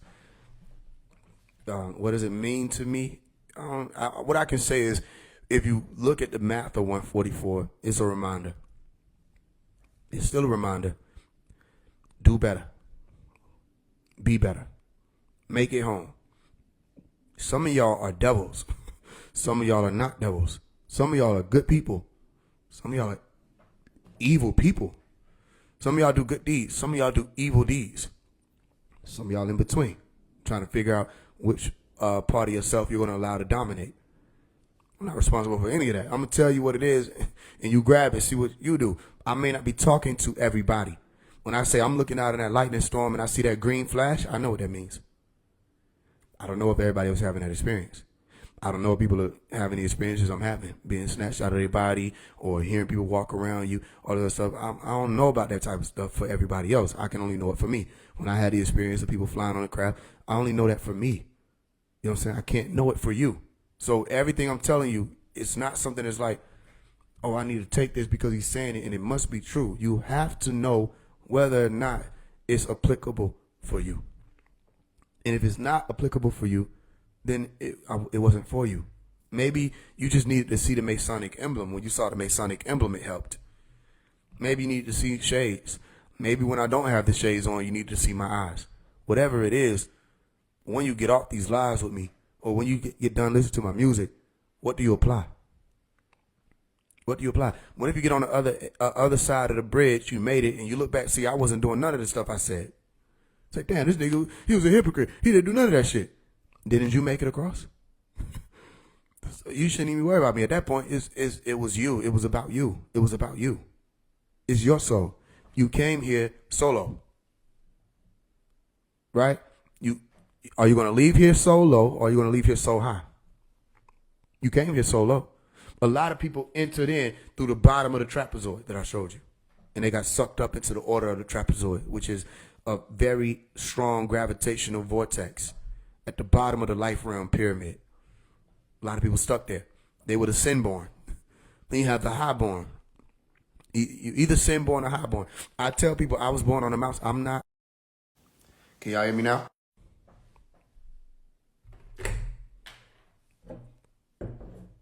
Is it still muted?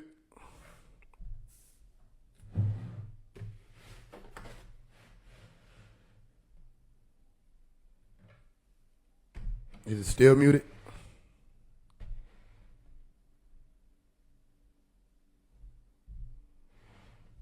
Is that frozen in time?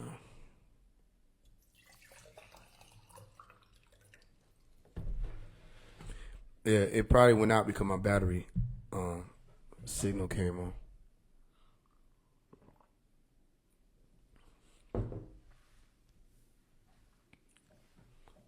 Grab what you can and go. That's what this is, all right? Grab what you can and go. Any more questions?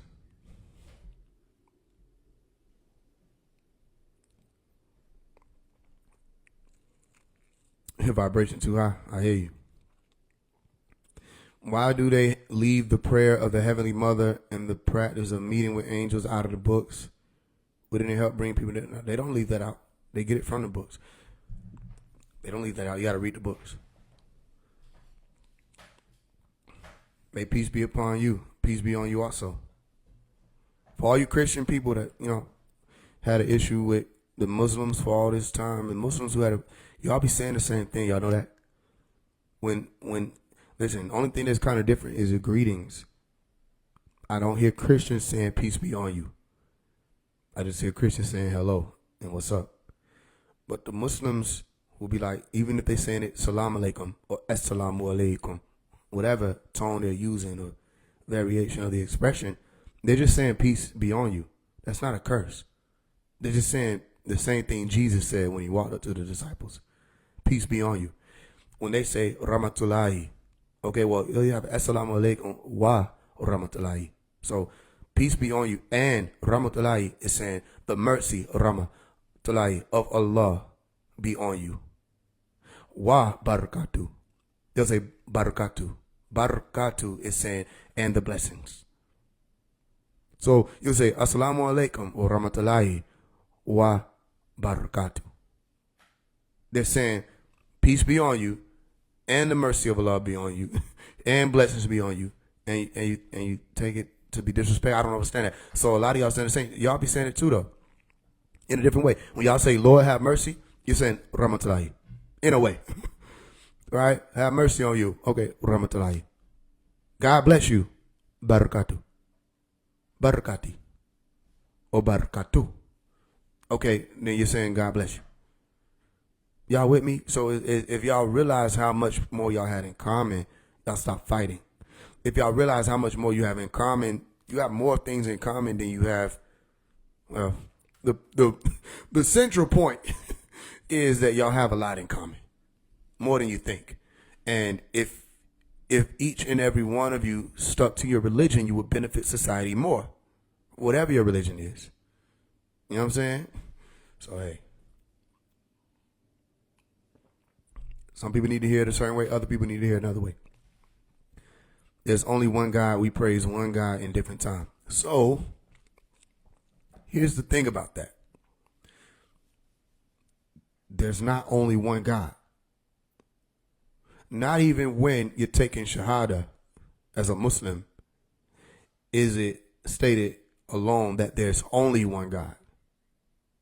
What the purpose of Shahada is to say that you will not worship any other God.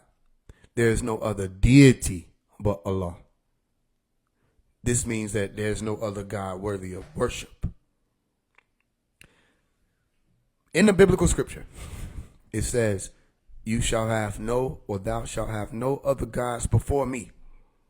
Meaning, other than me, you can't have no other gods. Does that mean that there are no other gods? No. Throughout the Bible, they mention other gods.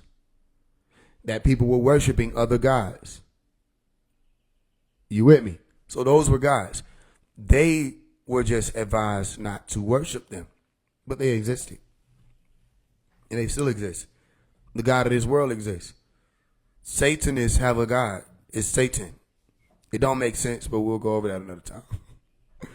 It just doesn't even make sense linguistically. But they don't call him God. They just call him their op. Satan. So Satan is, God is their op called Satan because they call him Satan, which means their opposer. But they're still their God, even though their God is an op to them. Right? Christians have their God. Right? Allah, according to Al-Quran, the angels told Rasulullah Muhammad that, don't argue with these people because y'all got the same religion. Y'all worship the same God. Right? And if you're going to argue with them, just argue in the best of ways. Like, you know what I'm saying? And if they're going to say something, just ask them to provide their scripture. If what they say is truthful, then show your scripture. They literally tell people how to deal with Christians who were going to have a problem with what was being told to them. They said, they're not going to like what you're coming with, because this will go against what a lot of these people have been living for so long. And don't that sound familiar? When you go against what people live and believe in, you become enemy number one, especially when it comes to money. So you say there's only one God, not according to the Bible. So in the Bible, they say there are multiple gods. You understand that? What you're saying is you only worship one. You're monotheistic. That's fine. Right? You have other people who are musrikin, or they're polytheists. They believe in multiple gods. You believe in one. All of y'all believe. You don't know who they are. Let's calm down. That's fine. You have the right to believe, but you don't know who any of these people are or whether or not they made it up. According to you, you know what I'm saying, your belief matters. That's fine. You have the right to believe. But if I ask you questions of who this person is and how you can know for yourself, it's all going to boil down to belief. So the truth is, there are multiple gods for people to believe in, and people are allowed to choose. So if this one is the one true God, cool. That is good for certain periods of time. Old period of time might not have been good to believe in that one God, because that one God was brutal. That one God wanted you to kill animals. That one God sounded like the Ephah people. You know, they had people doing what the Ephah people doing, but people try to demonize the Ephah people. Remember I was telling y'all that? The Ephah people, they might have some people, not even all Ephah, but they'll kill chickens, and you got some Yoruba, they'll practice the murder of goats and sacrifice and blood and all that stuff. That sounds like Leviticus to me. That sounds like the beginning of the book. Genesis, you don't even got to go Leviticus. I don't think it matters if you slaughtered a goat or you drowned it. You still killed it. And a lot of the animals were killed in the beginning of the book, Genesis, for nothing. The animals weren't sinning. You understand that? So it depends on what side of the story you're on, whether or not that God is a good God to follow or worship. Just speaking in the tenses of that God existing. You with me? So there are other gods. So who was the Prophet Noble Drew Ali? Who was the Prophet Noble? A teacher. It was one of the teachers who brought one of the degrees that were able to help people ascend in this day and time. He prepared people for Niwapu too. Whether or not they listen is nothing. But his whole thing was you got to break the chains of the mind. Free oneself. And walk like a noble. Be noble. Be elite. You understand that? But again, y'all believe people who marry and impregnate 7-year-old girls? Well, who is y'all? I don't know what you're talking about. But believe them what? Just because somebody impregnated a 7-year-old girl, does that mean that they're not going to say something that's true? Is that what you're saying? But I think you may be referring to the Muslims. So if you are, you need to do more research on the language that these people speak. And you'll find that Prophet Muhammad dating a 9-year-old was a hideous misrepresentation of the language, a hideous mistranslation of the language. The language said 19. But again, that's something that's way deeper. I don't think we'll be able to have the conversation on here, but it's way deeper. They don't promote what you think. That's mainstream Islam. You go and study the actual, that's why a lot of these books got lost. You go and study it. These people were not condoning that. That was not a part of their lifestyle. They were not sleeping with 7, 8, 9-year-olds. But one of the easiest ways to try to condemn a whole religion or a whole way of life or a whole people is to what do you call it, accused them of interacting with children sexually. They did it to the Catholic Church, right? They wanted, every time if I say these two words together, priest, little boys. All I did was just, well, three words, priest, little boys. All I did was say three words, but now all of a sudden people's mind go to sex. Why? The media did that. The media wanted people to think that Muslims believe in having sex with children. Muslims don't believe that. You understand that? And their story doesn't say that. So you don't know how to read. You don't know the difference between Tisra, or you don't know the language. You don't know the numbers. So if you go back and study what I just told you, was Aisha or Aisha or Hazrat Aisha, was she 19 or 9? You'll find what I'm telling you. But are you going to do that? No, because it doesn't support your belief system. You need to be able to go around and tell people that these people who are Muslims are pedophiles. You need to be going. That's my point. When people are focused on trying to attack one another's religion, they're not looking for the truth. I just gave you something to go find out. Are you going to go find it? Possibly not. I think you won't. So instead of attempting to attack them, learn the story and figure out why would the mainstream media want you to think that. Also, why when I say Allahu Akbar, do you think of an explosion? Why were people yelling out Allahu Akbar? Do you think of people blowing themselves up? Who did that? Was it the book that said that? Did Al-Quran express that? Find me in Al-Quran where any of these things that are being stated about Muslims is being expressed in Al-Quran. That was the recitation. If you're talking about even hadith or tafsir or commentaries has nothing to do even with Al-Quran, because Al-Quran was said to be the best of hadith. All right? The best of statements, as some of them mistranslated to say, but it's the hadith. The best representation or the presentation of the word of the Most High or Allah subhanahu wa ta'ala. Okay, so in Al-Quran, do any of these things that you're accusing people of show up? And you'll find that a lot of what people are debating and arguing is just hadith. A lot of it is tafsir. A lot of it is commentary. All right. Some people still aren't arguing over the Talmud in the Yiddish community, right? So that's not the Torah. That's the Talmud. That's 2nd and 3rd century. You telling me how these people decided whether or not they were going to carry out certain affairs and do certain things as priests? That had nothing to do with the Torah. That had nothing to do with Al-Quran. You with me? So why would mainstream media want you to think that when you hear Allahu Akbar, that you're listening for something to explode? Why would mainstream media push, oh, the Muslims are terrorists? Why would they want to make Islam the enemy of the state? Why would they want to show you that, oh, these are Al-Qaeda, 19, interesting number, right? The miracle number. 19 Muslims crash into the Twin Towers. And there's another plane, and then people are there like, no, something blew up. So then you have to ask yourself, if the people were there saying that there were bombs, and the mainstream media were like, these are planes, right? And all these people were there, why would mainstream media push planes? People said there was no plane. There were people who were literally there being recorded saying there was no plane. Why would the mainstream media want to push that? Well, eventually what wound up happening is they grouped with the CIA, the rest of these people in Hollywood, and said, yo, we want you to push that every time somebody's saying Allahu Akbar, they want to blow something up and they're terrorists. Then they want to blow up specifically what? Planes. Did you catch that? Did you watch that? A lot of people were programmed to think that when you look to your left and your right and you see Arabs or people who got their hair covered with the turbans, right, and they're on the plane, that you may not be safe, especially in that day and time where there was a lot of more paranoia. But behind the scenes, they were just ramping up NSA. Behind the scenes, they were just ramping up TSA. It was all about security and invasion of privacy. There was a whole invasion of privacy project happening behind the scenes.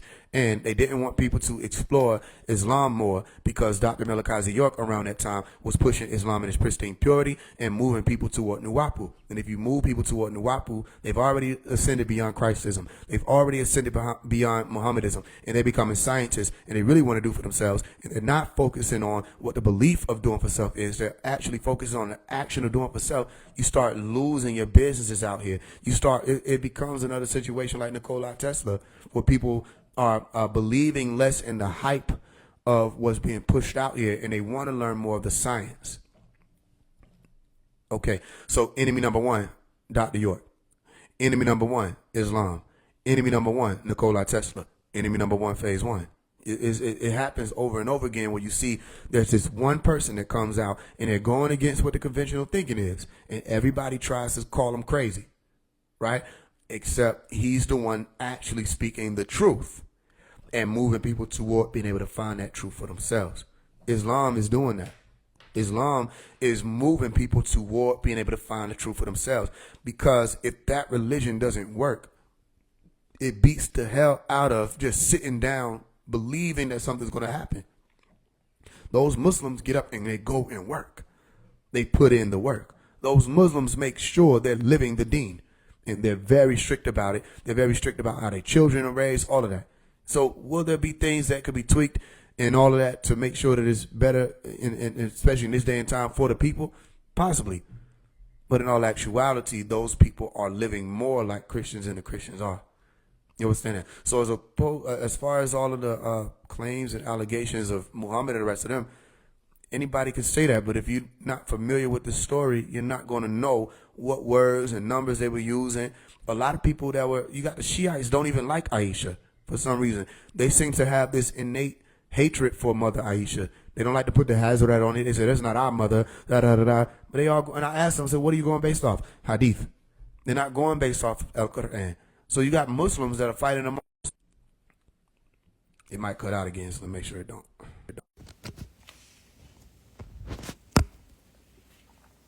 Y'all let me know if y'all can hear me. But the point is to the brother who was asking that question, I would just advise you to study more about that story and ask Muslims. Don't accuse them. Ask Muslims. Walk up to a Muslim, say, listen, I want to know more about this Muhammad thing being with a 9-year-old. Do you agree with that? Can you tell me more?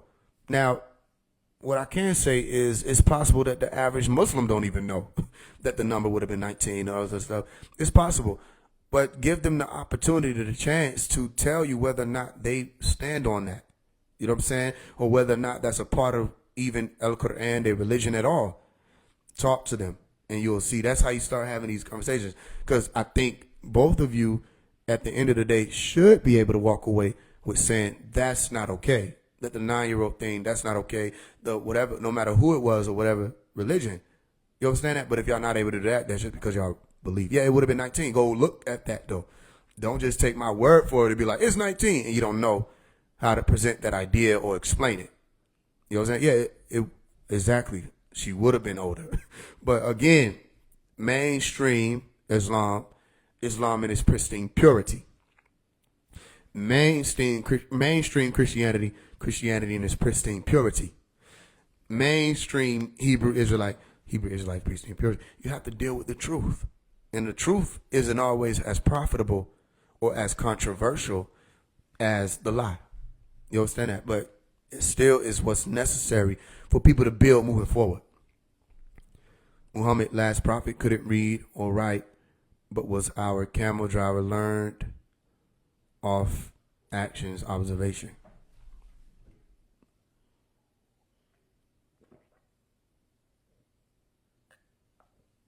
That's what's up.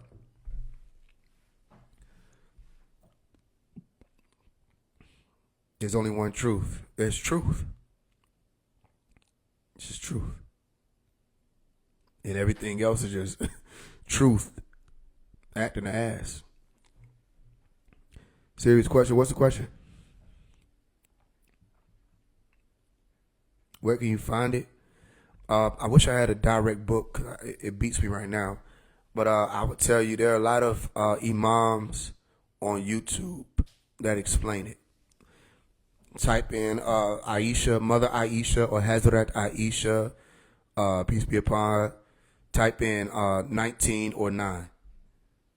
Well, maybe I don't know if we could do it right now. Let's see, but I'll probably have to go over there to my computer.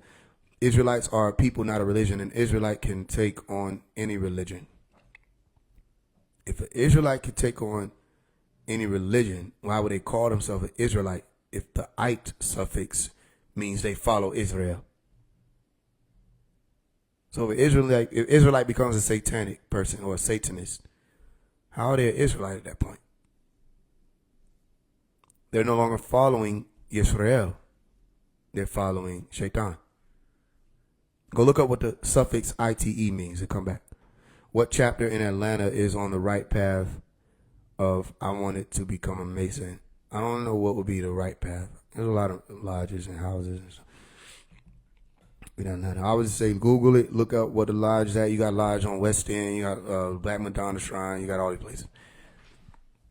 But look up where the lodges are that are near you, and then go there. If you want to become one, knock on the door. Knock 3 times. Go there Thursday and stand out there, or catch some brothers in the parking lot and ask them how to become a member, or how do I travel. Israelites like saying Canaanite. Both of those are like saying genealogy. So I don't know an Israelite that's able to show me that they're actually an Israelite. If that's the ite that you're using, then nobody's able to show that. So I don't know who could truthfully say they're an Israelite or a Jew or a Yiddish if they're not able to prove their genealogy. So when you bring up Canaan and the Canaanites, okay, then you're talking genealogy. Then who that's an Israelite can show me that they're actually related to Jacob? You with me? I'm signing off now, good brother. Keep up. Keep doing the light work, Square. Hey, travel light. I will.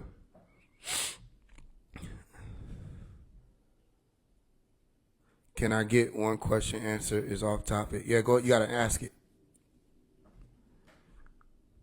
What you're speaking of is all loot.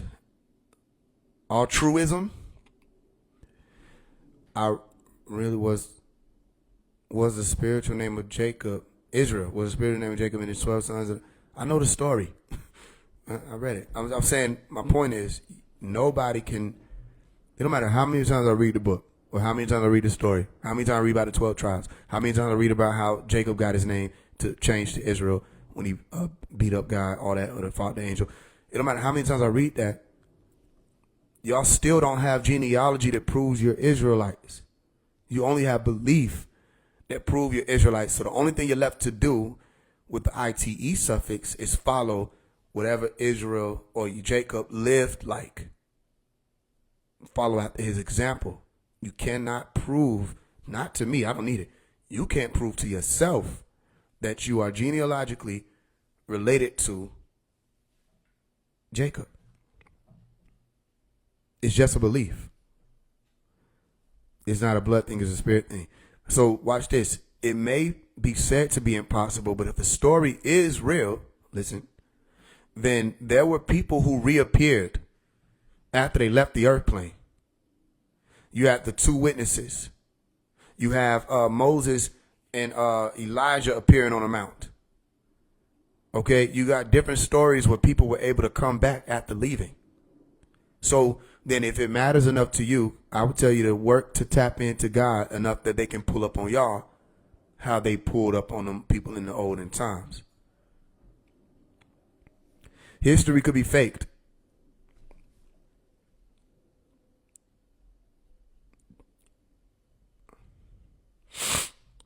It could be fake.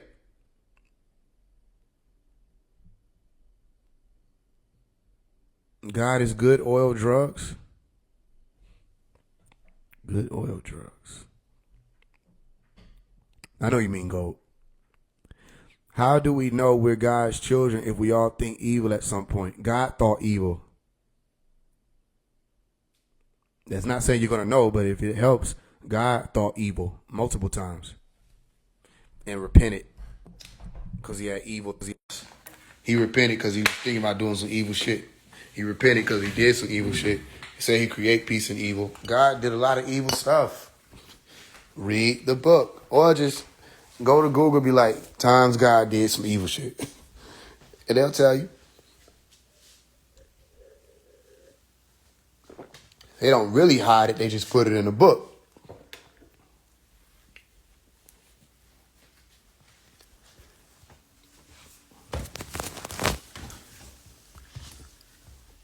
Let's talk about. You got to tell me what you want to come up here and talk about, because you seem like you just throwing a lot of shit out there. I don't like doing that type of shit. The Quran recite what the Bible says. Yeah, the Quran doesn't just recite what the Bible says. The Quran goes in more depth, and the Quran actually contradicts some of the stuff that the Bible says, or finishes some of the incomplete stories of the Bible. Like, the Quran doesn't say Jesus was on the cross. You with me? So that's not a recitation. So if Muhammad just wanted to bring people over to his religion, he wouldn't have gone against the main thing that these people were believing in their religion. Now, I don't know why people think Muhammad couldn't have been communicated with by these angels. It's possible, just like all these other people who saying that they were communicating with angels and divinely inspired.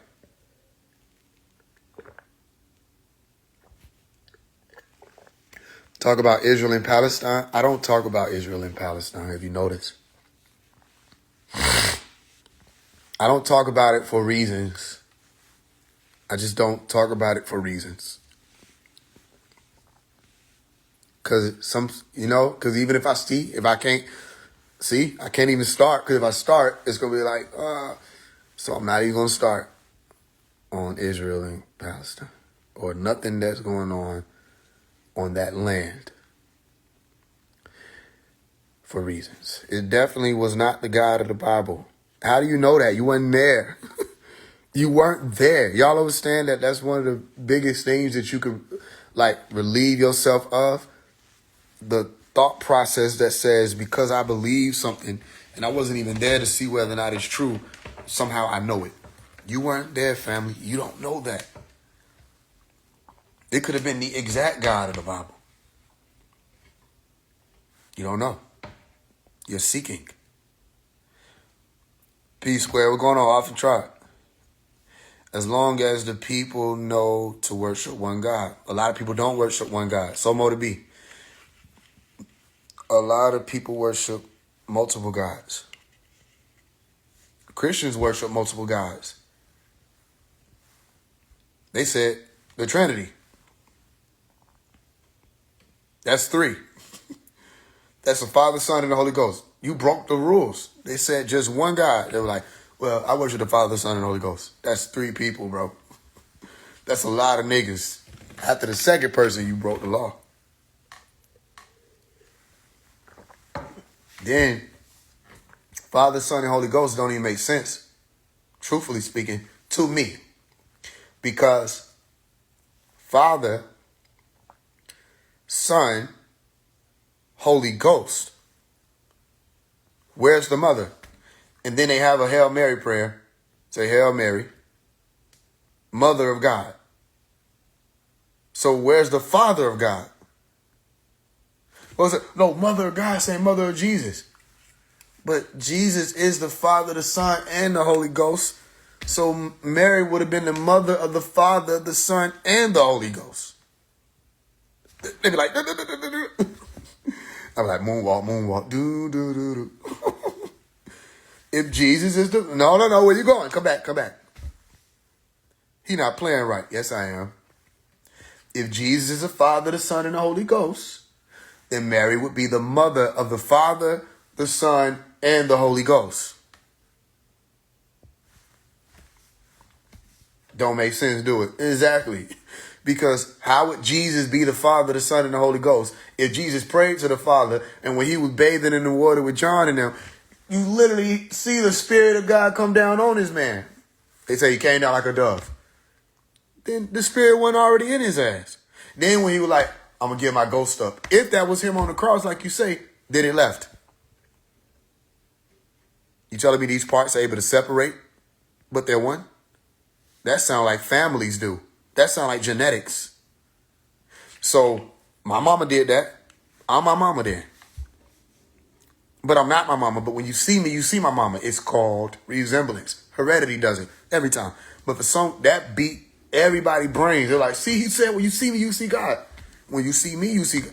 Are we not? Genesis chapter 1, verse 20. Where you going? Come back. Genesis, sit down. Genesis chapter 1, verse 26. Right? Right. Okay. What does it say? Make man in our what? Image. After our what? Likeness. That's heredity. So then when you see me, you see God. And everybody who profile picture on here, when we see y'all, we see God also. Correct? Correct. Correct. So then what made Jesus special? And he kept trying to say, I'm not special. Why you mad at me? We could be the same. Okay. So then Mary, mother of God. God has a mother. But God was birthed before the mother. Then there was an immaculate conception where God was birthed from the mother. But God is everything, so God is also the mother that birthed God and the Father and the Son and the Holy Ghost, which is also God. It doesn't make sense to me. Doesn't make sense.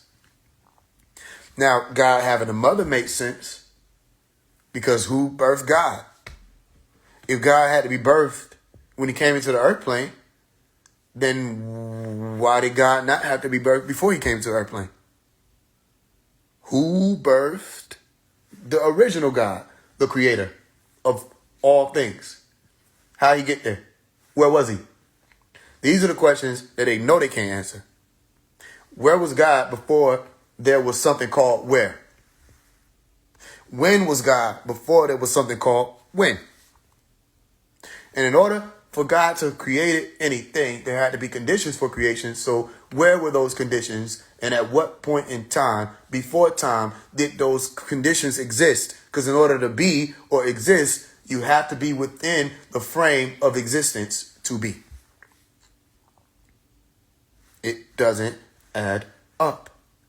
Somebody was already here, had to be already here. What about the angels? And who was God talking to? Let there be light. Let there? Okay, then this is a command. The command is uttered in such a way that the sound has to travel or you wouldn't have words. In order for sound to travel, there had to already be space. In order for there to be beginning, better chief, there had to be space. Because beginning can't take place or time can't take place without the conditions of space and time or the space-time continuum. It doesn't make sense to me. So if you want me to believe or accept, that's a problem. I'm a seeker. I want to know. I will not believe anything y'all talking about here on this plane. I think everybody's lost their mind. I think this whole administration has completely lost their minds. Y'all watch that movie, Don't Look Up. That's what I think. I think everybody's bonkers. And I think that if there are people who can answer these questions, people are so separated from whoever these people are or these beings are that they will never be able to ask these questions to get those questions answered. So belief will continue to plague the minds of people until they reach that.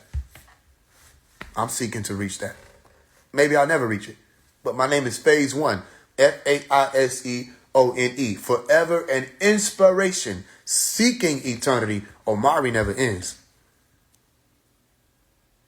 You with me? So that's my walk of life, to seek. I am a seeker. So if you can answer the questions, then know that. But I'm gonna let some of y'all who want to come up here. So we just switched. We went from mic to the regular audio. Who want to come talk to me about God? After you listen to me speak and you hear me speak, what you do is you reflect. You search. Then you search again. You research. You look into what I say. Ask God. Pray about it. Meditate about it. Whatever it is, don't just accept it for face value. Face value is an illusion. Face value is subjective. Because what's to say that what I presented to you has the same value that it does for another person or is weighted the same? Well, alaikum salam. Higher supernatural beings run the planet. Possibly. How do you know that? How do you know? Because Adam, the white race, have to be brought about. They came from us. Cognitive dissonance 101. It's possible that there's an issue there. Let's get into it while I'm here. God is generator, operator, destroyer, your own Merkaba. Yeah, it's only that because you're speaking English. What is Elo? What is L? And I can make it stand for anything, can I? It'll be expressed however I want to be expressing it. If I'm speaking English and I'm using English letters, I'll say gold, oil, drugs. Somebody else say God, generator, operator, destroyer. That's it. That's all God is. Generator, operator, destroyer. You understand that? What about the lack of operation? He's not idle. God isn't space that is required to form a generation or to generate. Is God not the aftermath of a destruction? You only got stuck on 3. Generator, operator, destroyer. Okay, what about the before and the after? The pretense of generator, operator, destroyer. What was it then?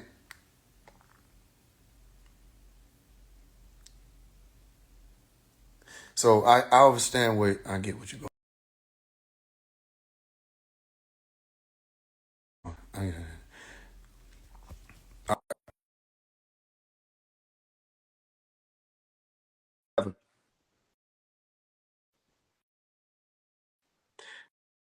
Elohim, God, Shem, Ham, hand in hand. We still not giving higher power credit. Yo, Bro, oh, Robert. bad, bro. Appreciate you, man. How you Yo, feeling? How you feeling? I'm doing my best. How are you? Doing good, buddy. Talking that truth. I already know you're always bringing that the thing we need to hear. And so, yeah, I just appreciate the build that you've been really talking to the people about. I think they really need to accept a lot of the real that you've been bringing, man, and really just that we really are connected. So I just appreciate you just always talking that facts to our mental, man. For sure. That's what we supposed to do. Yes, sir. For me, because I know you were saying a question in the build, or at least like questions that we have. One question I've always been having is just what is ultimately the way that we bring people together? Because that's one thing I've seen. It's just crazy how we still have to have these conversations of the different walks, the different religions, how they still always come to the same unity. Like I like the video that you just dropped where you're just talking about more people taking the Shahada, you know, and it's like they love Jesus, but they don't really pray like Jesus, and that's such a good point. You feel me? So I just wanted to kind of get your thoughts on that. Is why is it that we still have to keep having these conversations about coming together as a people when it's really clear that Jesus was telling them the same things you telling them. Because you have to scream to the many to wake up the few. That's why. And a lot of the people that we will be coming together with are devils. You have to understand that. A lot of people are ops. They don't really care about what it is that the motion is about. You have to know that. So you have to scream to the many to wake up the few. Don't ever get it mistaken or misunderstood. I know what these religions are here for. The deception, I know the truth of what they're here for and what they can be used for because it was exposed to me already. So when I see people deciding, yo, we're going to become Muslims, that's a good thing. Why? Because it gives us the opportunity to reach more people on that frequency with that intention of we want to do better for our community. We want to change things. Okay, then with that opportunity, what are we going to do? More people should be highlighting it. It shouldn't just be me. That's why I'm saying pay attention to what's going on. You should be able to highlight, look at the rappers becoming Muslims.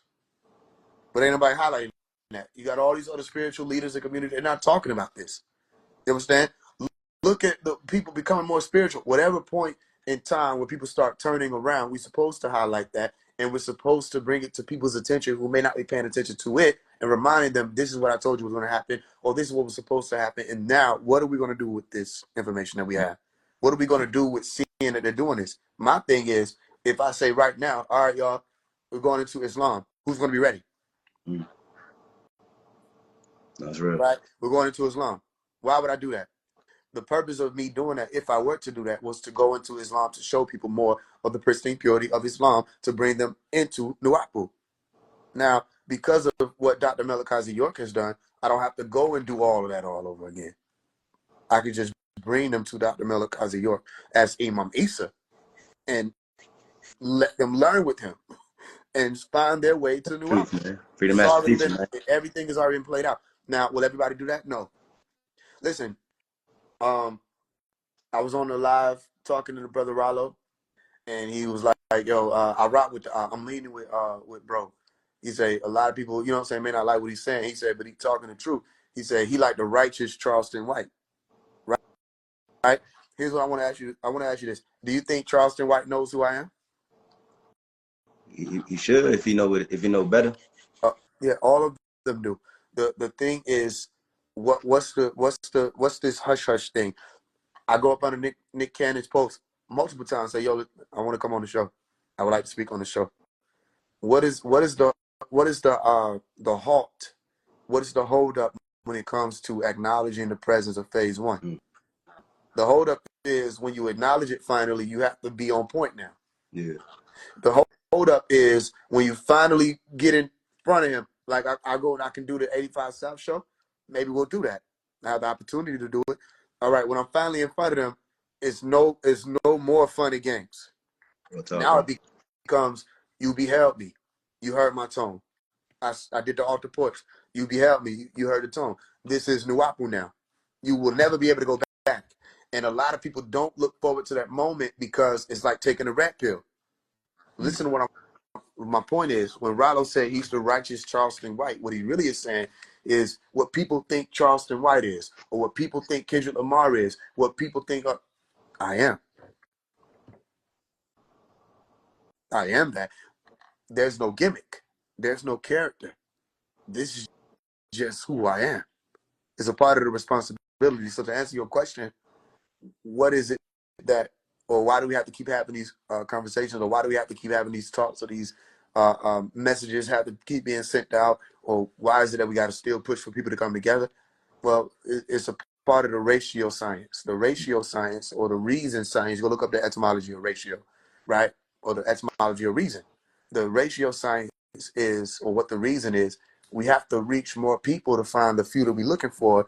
And maybe we'll run out of time. Maybe we'll do it in time. If you see what I'm doing, I would never have chosen to become a celebrity if I didn't know how hard it is to reach the few. Yeah, man. I respect it, bro. I'm not attached to this reality like that. I'd rather do something else. But I became a celebrity, and I'm going for celebrity status because of how hard it is to find a few people. You might reach 100 people, maybe 2-3 of them people are with it. It's real, dog. Then what you'll find out is those same 2-3 people you found, one of them is going to try to cross you. The other one, you know what I'm saying, is going to wait for your time to be up because they want to be you. Sad, man. This is what Jesus dealt with in the story. You saw how many times he was able to tell them niggas like, yo, I know y'all full of shit. One of y'all gonna betray me. You gonna switch up on me. Da da da. But he still had to work with them niggas, knowing that he knew one of them was the devil. He knew all that, but he still got to work with them. You seen it up close and personal, and this is what I have to deal with. This is what we all have to deal with because not everybody has the same intention with this. People have mixed intentions. Some people here for this, some people here for that, and I don't think we see it. So I'll have a group over here working on this, a group over here that nobody don't know about working on that, a group over here don't nobody know. There's so many things are moving at it because sometimes you try to bring these people here together, all they mixed intentions start exploding. You have to know that there's going to be issues with these people because they're people. So we have to have these talks. If we're not having the talks, if we're not doing the works, if I'm not making the music, if y'all ain't making the music, if y'all ain't putting out the messages, then what are we doing? Because we're wasting time, and the devil ain't gonna rest. The opposition ain't gonna rest. They finally get into a point where they have to either say my name or whisper it. Well, while they try to ignore it, but now they whispering it. I know they talking about it. I know every leader out there is saying this nigga Faise One because everybody's online. More leaders know about who I am than the people. More celebrities, the whole industry know who I am. The people may not know. So they get to that point where they really have to listen and they have to say the name. Now, the name is being said. This was a part of the prophecy that they gave me, that there were 2 stones. I'll leave you with this. 2 stones that had to be turned over before I leave this realm, and all this was said and done. One stone was, and this is when I was like 15, 16 years old, they revealed this to me, and I was in the presence of a lot of Egyptian-looking deities, and they had a chain that came down from the sky and hooked to my ankles and was pulling me up to show me this. Spiritual. One of the stones was called the soul stone.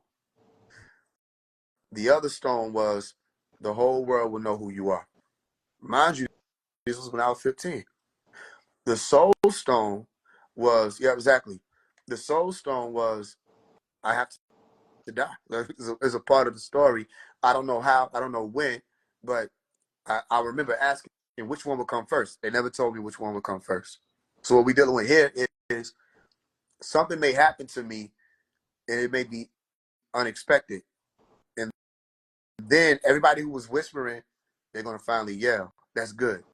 You with me? Yes, sir. They're only afraid to yell it now because of me being here. It's too much. It's too much packed into one being that no matter who I face, whoever I deal with, I'm programmed or engineered genetically to deal with them with who they are. So when you're going before the masses and you're able to articulate in such a way that the masses of people gravitating towards you, they already know who that is. A voice, the sound of any water. Are you listening to what I'm telling you? Yes, So sir. when I leave, however it presents itself, then you'll have people yelling it, say, this guy here was something serious. Because they'll think that it's safer then. But they'll just be exposing themselves like, why didn't you help him when he was here? Why didn't you sup with him and walk with him while he was here? Yeah, that's it right there, bro. He was here. So then that's the soul stone. And then everybody will know who I am. Or everybody knows who I am and then I leave. Either way, that's what they told me. And by they, without going into too much detail, they've never been wrong. When they tell me something's coming, it comes. When they tell me look out for this, I look out for that, it happens. When they tell me you're going to be this, it's going to happen, it happens. When they tell me do this and I do it and I listen, I avoid danger. I listen to whoever these people are who are walking with me, been walking with me since before I was perceived. So my message to you is this is my thing. That's my part of it. What's your part of it? Will you know what your part is? And once you know what your part is, or you understand what your part is, will your works show, will they match up? When people look at me and they go back to me being a child, they see I was on this. You don't see me gang banging. You don't see me. You got people who were a part of the family, all of that. You go back and find some of the people whose name I could say right now, but I'm not going to say it because it's for the purpose. But some of the people you find them, they were trying to be gangsters and money grubbers and with all the flashy this and clubbing and all this stuff. And then they changed their mind and became this royal person and changed their mind and became this spiritual person. You don't find that with me. You find that since I was a child, what I showed forth and presented to people was the importance of this mission. Amen, bro. It's You felt. understand that? So that would mean that anybody who would say this is a government agent, either they're a government agent or they're one of the devils, because you cannot see this being in all of his light and say this is an op. The only way you will be able to try to call him an op is if he called you out for not presenting forth what you could have presented forth while you were occupying this space and time, saying that you were what he is. That's real. That's real. People comment. They can have 30 followers, 100 followers, 1,000,000 followers. It doesn't matter. People comment something. I say, hop on live. Let's talk about it. We don't run because there's no reason to run from truth. We know we don't have time to run, right? And we know that there are only going to be a certain amount of people that's going to grasp it anyway. Facts, bro. You hear me? So all this that I'm saying is saying that everybody has a purpose. And a part of my purpose, okay, meaning part of it. I'm not saying I understand the whole thing because some of it may not have been revealed to me. I don't know it yet. A part of my purpose is reaching the people that people said couldn't be reached. A part of my purpose is bringing people to Dr. Malachi York because he is the one who sparked it all off. Nobody would have made it back. I got to bring this Nobody up. would have made it back if it were not for him. Nah, So that's on my facts, way bro. back, I'm grabbing people. The Talking this highborn up, bro. have to travel deep into the earth plane. The highborn have to travel deep into Babylon, but we cannot stay there. You see this one? Yeah, I see it. Facts, bro. Facts, bro. Nah, you definitely brought the light, man. That's definitely what I have to say that, it's honored to be on this walk with you, bro. And then even just to the The point you honor really is just mine. made. Say it again. So the honor is mine. Respect, bro. Respect, man. It was really the point you made where it was like, if we walk with Pop or had the opportunity to help Pop, would we do it? You feel me? And that's what I see with you, bro. A lot of niggas talk that talk, you know what I mean? But when they given or given the opportunity to put our birdie on, do they really show through, you know what I mean? And I think our community needs to do better with that, especially when because it's hard to challenge us with truth on a consistent basis, bro. And so you do it consistently, and that literally elevates the frequency of our community because it makes us approach the way we speak it, you know? And so Exactly. Let me tell you those that something. know, There know. was a brother. His name is Ethereal. I'll say his name. Ethereal got on one of the lives with me, and he had a back and forth with me. And I was challenging him on all the stuff that he said he stood on, all of that. The next time he got on live with me, guess what style he was using? That's how it go, nigga. They Because copy they you don't, after they talk that nobody will shit. say it. You're inspiring all of us. They won't say that. When he got on the live, he stopped trying to say shit. He literally was like, "How do you know that? Well, how do we know that? Let's get to the bottom of that. No, how can you prove that? What's the difference between you knowing that?" And I'm all, the whole while, I didn't even tell him. The whole while, I'm just so proud of him. You know what I'm saying? Because he didn't know what he was supposed to do. You weren't supposed to take it and try to use it on me. You were supposed to take it and how you gonna use it on the teacher? That don't even make sense. You supposed to, that's what he used to do to Pops. They say, I taught you and now you question me. He'll teach them something and they'll come and ask him the question about it like he didn't know it. But Pops didn't, ain't this that? Da, da, da, da. You ain't think about that, did you? I literally taught you that. You got that from my book. I can show you the page. So he got on, the next time he got on a live with me, he literally used that same formula. And that's what you're supposed to do. I'm not saying he did anything wrong. I'm just saying, interestingly enough, instead of taking the ground of, you know what, this brother taught me something that I see as useful for me, right? And expressing it in that way, they just wanted to be combative. That's why they won't win. That's why I tell people, you can't defeat me with amber light. The only way to defeat me is with green light and above. And then, like you saw, whoever observed that, when they try to do that, all it does is just shows more of the reason why we're winning. Because when you latch onto this, or when that light latches onto you and it becomes a part of you, you see why it works. So now you're not really defeating me by coming and questioning me. You're just showing that it works because it worked enough that when I did it, it inspired you to take it on as your own work or take it on as your own way of life or your own formula. This is what I'm saying. How is Nuwapu at this point reaching the masses through Faise One? I was the one they tried to silence. I was the one they tried to shit on. I was the one they wanted to be quiet. I was the one they didn't want to put on. I was the one nobody wanted to interview him. I was the one nobody wanted to do a feature with me. I want everybody, listen, no matter what it was, whether I was bringing them money or whatever, everybody tried to stay away from me. It didn't matter whether or not it was just a spiritual thing. I'm talking about the hood niggas was scared, everybody. Because when I step into hood nigga mode, I'm hood nigga. I am the hood nigga. When I step into street nigga mode, I am the street nigga. When I step into gangster mode, I am the gangster. When I step into scholar mode, I am the scholar. When I step into spiritual mode, I am the spiritual person. I step into rapper mode. We don't have to say that. I am the rapper. That was too much for them. Because I get off the live with you and I go talk to somebody, a whole different lingo, whole different swag, whole different. You think I'm a total different person. With so many waters. Exactly. So it was really frightening for a lot of people because, like, yo, I thought I was the real nigga. But that's what a lot of people are dealing with, the ego thing. You know, that's why I said in the song Church Shoes, just because I'm the chosen one, that don't mean I want to be. A lot of people want this, but they don't understand what it is. This is prison. You know what I mean? That's why I said, don't call me no Freemason. I know better than that. That's good. Don't That's call me good. no Freemason. I'm a Mason. I'll only be free when they let me out of here. That's bar, bro. That's how you know you're doing it right. When it's like, it's not even a choice, nigga. It's a discipline. Like, it's like it's ingrained. That's good, bro. That's where we got to be. Yeah, this is prison. You know, I asked them, I said, when can I come home? And when I released that Empty E-Way album, y'all are going to hear it. You're going to understand it. But when they flashed that green light, I was like, okay. I said, when can I come home? I find myself laughing because it's such a beautiful thing. I've always been this way. My mother can attest to this. I've always been this way. All I did was got older. All I did was gain more vocabulary and insight and experience. I've always been this. Whoever this is has always been me. Not even just in this form. I don't say lifetime, life form. I've always been this. And why people say, you remind me of Tupac. I've always been this. Yeah.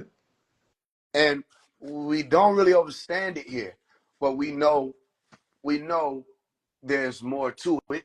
So we stick to the walk and we go the distance. So now you're seeing more people listening, right? Okay, cool. We got more work to do, especially this year. Then I tell y'all, I said, this be the year of we're going to do it. Yes, sir. We're going to do more interviews, right? I'm going to go where I probably shouldn't be going. Well, that's how you know the clock is getting like that. So you shouldn't go there. Look, my family, everybody be like, you sure you want to go do this? You know they looking for you. Like I said in the off the porch interview, said whatever, let them find me. Let them find me. And if we need to go to war for everybody to see how serious it was, before I left, I took a few devils with me. I promise you that. But Remember, I used to be on some, I'm not going because I need to bide the time. It was about time. It wasn't about myself. The reason why I wouldn't show up in certain environments and areas where I knew it was too many devils lurking was because they get rid of me. I know ain't nobody here other than Dr. Melakazi York, who we've been fighting to get home, fighting to bring people to. There's nobody left. That's it. So I bided time so that they couldn't get rid of me as easy as they would have been if I would have been out here chest sticking out, you know what I'm saying, come on with it, knowing whose house I'm in. That's so I bided time. Now, though, as time is speeding up and I'm getting closer to them. This is the second time they done pulled up on me and flashed them green lights. You understand that? The closer I get to them, the less I feel like, you know what I'm saying, time will be needed to be bided by me. At this point, it'll be the people. And if this is how it has to be, so be it. Like I told you, I'll go in 21 Savage in the mud. I'll go live and say they're going to kill me. They're going to kill me now in front of everybody. This is who you're dealing with now. It's changing. This being that I'm embracing is very purple. It's always been there. It's very purple. He's very serious. He lacks emotion. It's more of a seriousness than emotional atmosphere. It's more of a firmness than it's a different. I'm learning it. That's why I have to explain it a certain way. Part of the reason why I'm writing the book, Protect the Crown, because I'm learning who he is. Because he's integrating like the movie Venom, except not in a negative way. He's integrating with the positive purple light. But that's where I was at. That's always been me.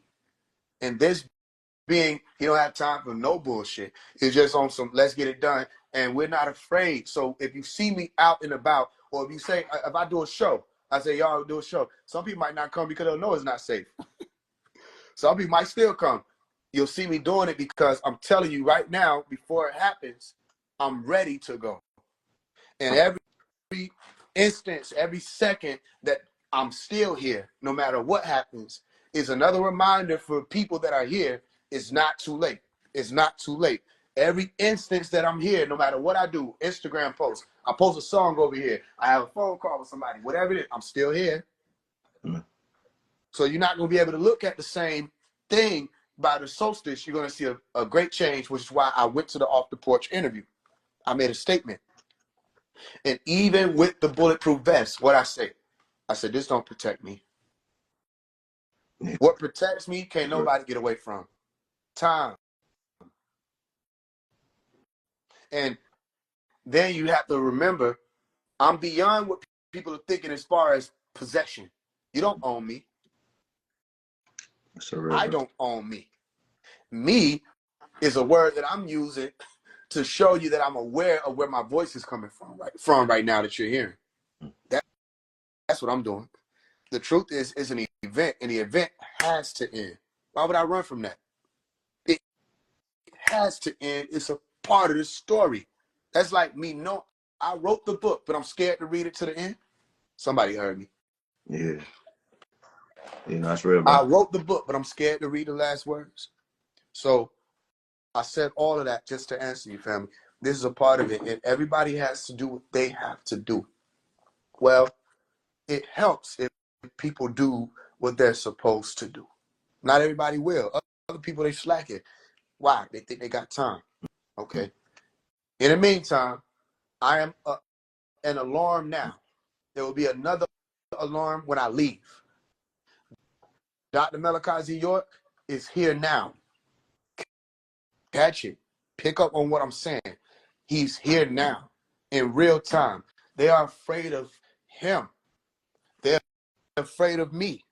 Not because I'm this dangerous being. The main reason why they're afraid of me is because I did not fit the status quo of I'm going to try to be Dr. Malachi York. Because if I'm trying to be Dr. Malachi York and there's only one Dr. Malachi York, the only thing that's left for me to be is fake.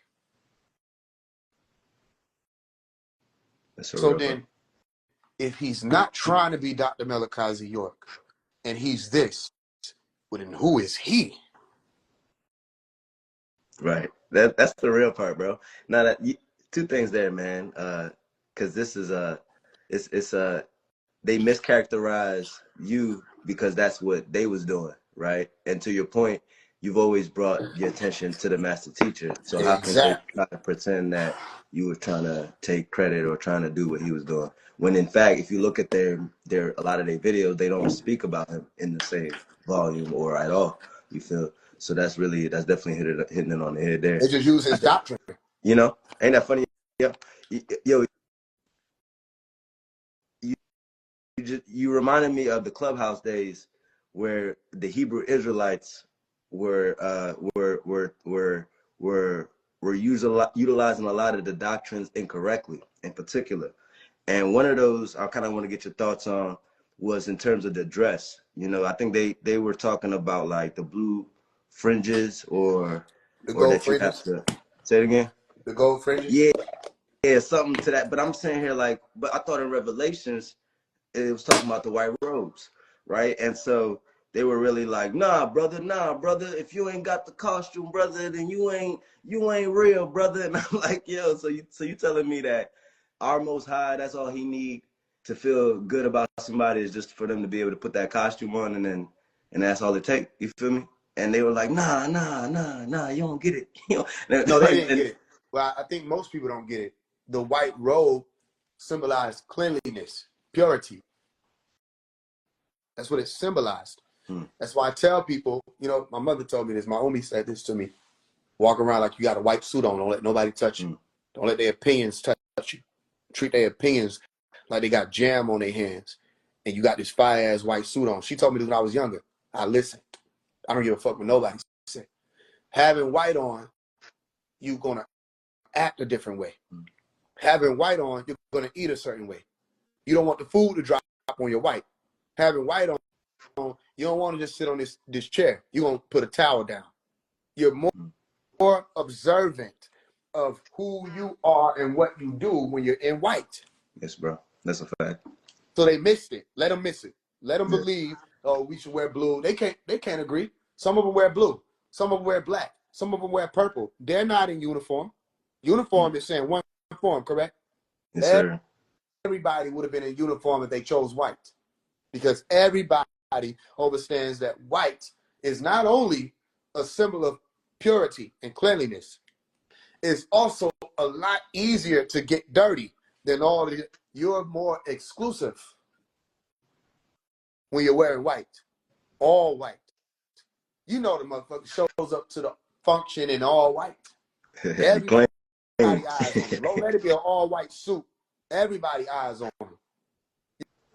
You're more exclusive. That's a fact. If you want to blend in, you wear what? Black most of the time.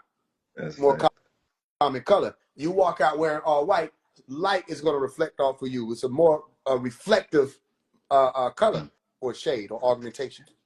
You understand that? You wear black, it ain't going to have the same effect. If you want to look more distinguished, you wear black. You want to look more vibrant or brilliant, you wear white. This is science. It's what everybody understands when they're looking at things. If you're looking out into nature, which will be the example of society, and you see this white door in the middle of nowhere, you're going to see the white door. It's going to stand out.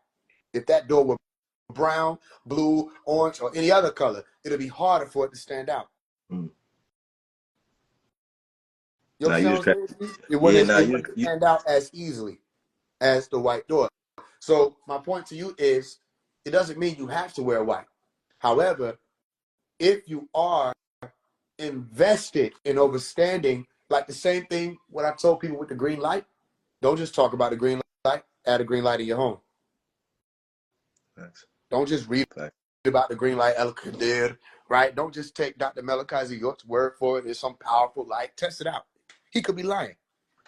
And what everybody did, we tested it out, correct? We would have got that green light. Thanks. And when people got that green light, what happened? They said, this nigga was telling the truth. I feel different. There you go, right there. Soon as it come into frame, it's a frequency. It is. This is science. There's a frequency that comes with this light. It's pure. It's healing. The frequency mirrors chlorophyll. The wings of the earth, the leaves. It's something about the light. So now, if I say it's something about the light and you believe it, that's on you. Go get a light. Go get the purple light. Go get the pink light. The green light. Go get the blue light. See what I'm saying? So we already went through them schools. Now we in the purple one. And you'll understand that purple, gold, black, white, and ultraviolet, they're all in the same neighborhood. So there's more to observe about the purple light. And I told people, I said, when we go from the green light and blues light, we're going to lose a lot of people. From the green light to the blue light, a lot of people are going to fall off and turn on me. People didn't understand what I meant. Because the green light was right up on you. The green light was in your face. By the time the blue light got here, I had to work on my voice. I had to rest my voice. Because I had screamed so much when that green light came on and brought all these people on. But then everything I was telling them, if they were just a believer hanging on to my every word, they weren't going to be able to make that jump to the blue light. Because then the blue light was about what? Purity of self. Self-purification. Self-piety. I can't do that for you. Now, the blue light is passed. We're in the purple light. But you still see this green one. The green and the purple are one. It's an arc that's created. When you get the when I release the Protect the Crown book, y'all understand all of this. There's an arc that's created. The green and the purple on the same plane, just different positions, different points. When you close your eyes or when you go into the darkness, you'll see not only green light, you see purple light. Green and purple move across your eyes. Go test it out. One and the same. Pops came in a purple light and a green light. When I was born, or not even born, when I was conceived, as they say, or perceived, and my mother can verify this, both my mother and my father, everywhere they looked, they saw purple light. She said she heard chimes. It wasn't just the purple light. She said she felt the implosion in her womb. She heard chimes, saw the flakes, like when you get knocked out. She said golden flakes. And everywhere she looked, she saw purple light. My dad says the same thing. That's two people saying the same thing. Right? And I ask, don't think I know everything or act like I know everything. I've been asking, what is this purple? What? And I have to remind myself, because everybody I ask, they don't know what the fuck I'm talking about. I have to remind myself, I already know. Because I was born on the mountaintop. I was born in the purple light. I was conceived in the purple light. I know what it means here. Question is, will they know who I am? Don't it sound familiar? That's true, man. Before I go or after. That's it. That's all we're left with is, will they find me before or after I go? I'm still here. Will the people know what it meant for me to be here? Why does he say he's an event? You see Eve right in the front. Why does he say he's an event? Who is Faise One? Who is Omari? Why does Omari mean God the highest? Why does Omari mean high priest? Highest priest. Is he a priest? Yes. Priest meant scientist, by the way. When he talks, do people listen? Yeah. Does he speak the truth that they can't war with? Really? Yeah. And does he not speak of himself alone? Yeah. He speaks of Dr. Malachi York. He reminds people all the time, there is a master among us. I had to come through this bitch and be baptized too. Because if he didn't do what he did, I wouldn't be able to be this. So this is a part of the story. Only because he did and is doing what he's doing his part. So everybody trying to ignore that time has passed and we've approached this weighty time period of the 9th hour. They're trying to ignore that. They're trying to ignore, the Nuapians included, that 23 almost years have passed. They're trying to ignore that it's been quiet out here since May 8, 2002. Everybody's trying to ignore it. We don't care that you can talk at us or talk to us.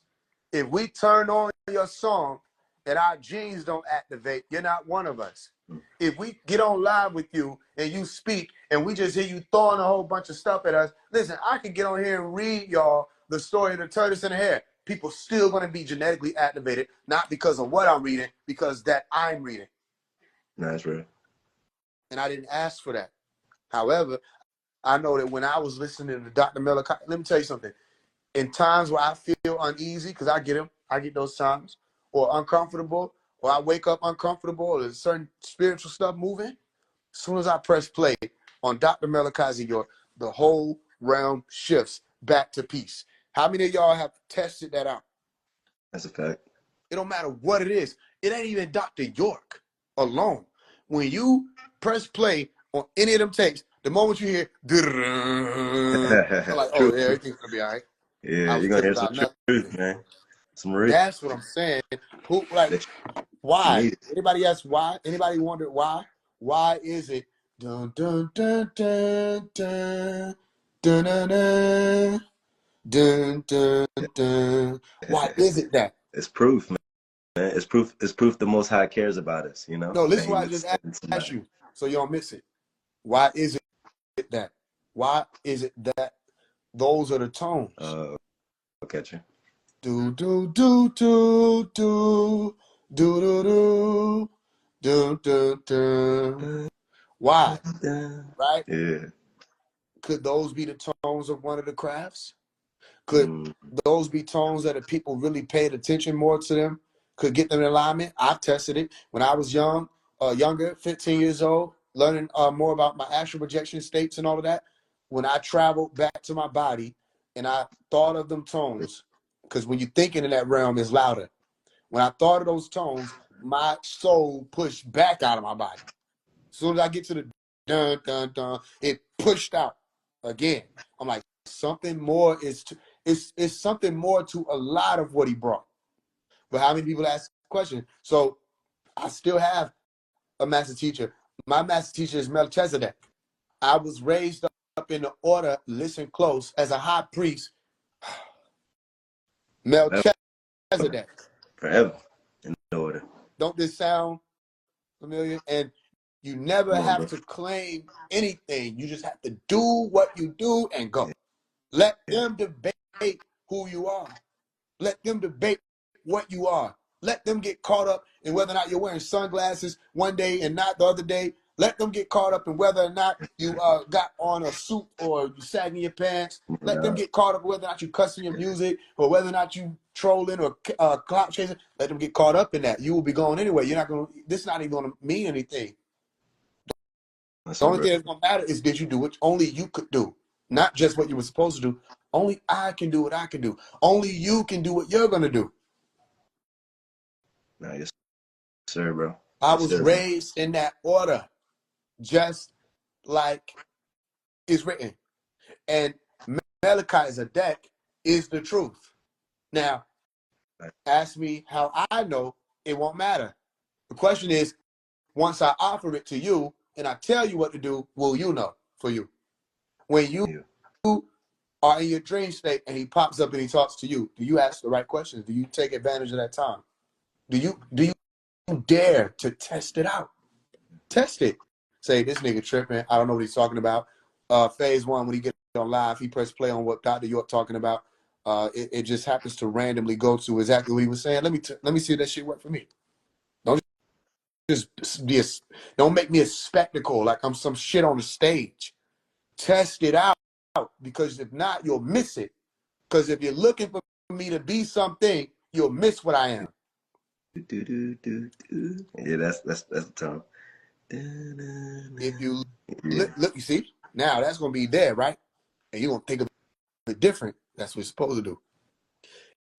If you're looking for me to be something, I promise you, it always happens, you'll miss what I am. They were looking for Dr. Melakazi York to be something. And then when they thought that they knew what he was no longer even that. They're looking for him to be in prison.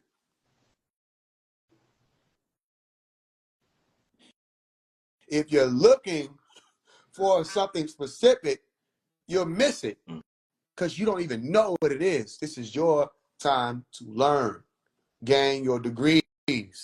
So I need to stop looking for a thing, and I need to start understanding what's occurring around whatever this is. All right. When you listen to the Q song, I hope you don't worry about tomorrow. I'll be in your corner in times when you might forget your lines and you're searching for a cue. I will root for you. That song was brought forth in a green light. That's a different type of song. Ninth Hour is a different type of album, and it presents a different type of science. You have to listen to it to understand it. It's not just a song. It can't be just a song because I listen to the shit and it puts me in such a state of tranquility and understanding. I say I could not have written this by myself. Come on, bro. That's how you know, man. Yeah, that's it right there. I have to have etheric writers, not ghost writers. I got etheric writers. No Drakes, man. No Drakes. You listen to it and you understand who it's for, how it's for them. Some people need to hear Goat Killer because you were coming from chaotic energy. You like that. Okay, you needed that because it brought you home. Some of y'all needed Q. Some of y'all needed Dungeon Cry. Listen, I just was watching one of the videos of one of the brothers, I think y'all knew Archives did, their page, and it was talking about, or it was Pop speaking about how they would try to put him in a dungeon underground. I never heard that. I never heard that. But when I made that song Dungeon Cry, that's what I was answering to. That's the science that I was pushing forth about. Him being in a dungeon. And that the dungeon itself is like, I can't hold this man. He's not supposed to be here. The dungeon is crying, saying this man ain't supposed to be here. And that's what happened in all of the chosen ones' bodies. Our bodies are crying. Say, why are you still here? And I have to be careful because people think that, no, I'm not talking about no leaving and suicide, all this stuff. I'm saying your body knows there's more to you. That's why you fasting more. Your body knows there's more to you. Some of y'all getting up and exercising. I know you're doing it because I'm doing it, and you don't know why you're doing it. That's facts, bro. Preparing, bro. Right? That's fact, bro. That's a You fact, training. bro. Some of y'all training your mind, body, and soul now. No, that's facts, And not because I told you to do it, it's happening. So my point is, it's a lot of that goes on. When Pop say something, I thought I was original. He said it already. Pops bring up a point. I thought of that. He thought of it already. I was watching the E.T. movie. I don't know why we're here. Matter of fact, I do know why we're here. I just asked that more of why we're here be revealed as we talk. Because you got on here for a reason. Amen, bro. Because we was able to take this walk. I was watching the movie E.T. again less than a week ago. And what stood out to me was E.T. was in tune with Elliot. He was in tune with Elliot. When Elliot felt something, E.T. felt it. When E.T. felt something, Elliot felt it. They were synced up. And I know it just dawned on me, I'm like, yo, because I wasn't raised around Dr. Melakazi York.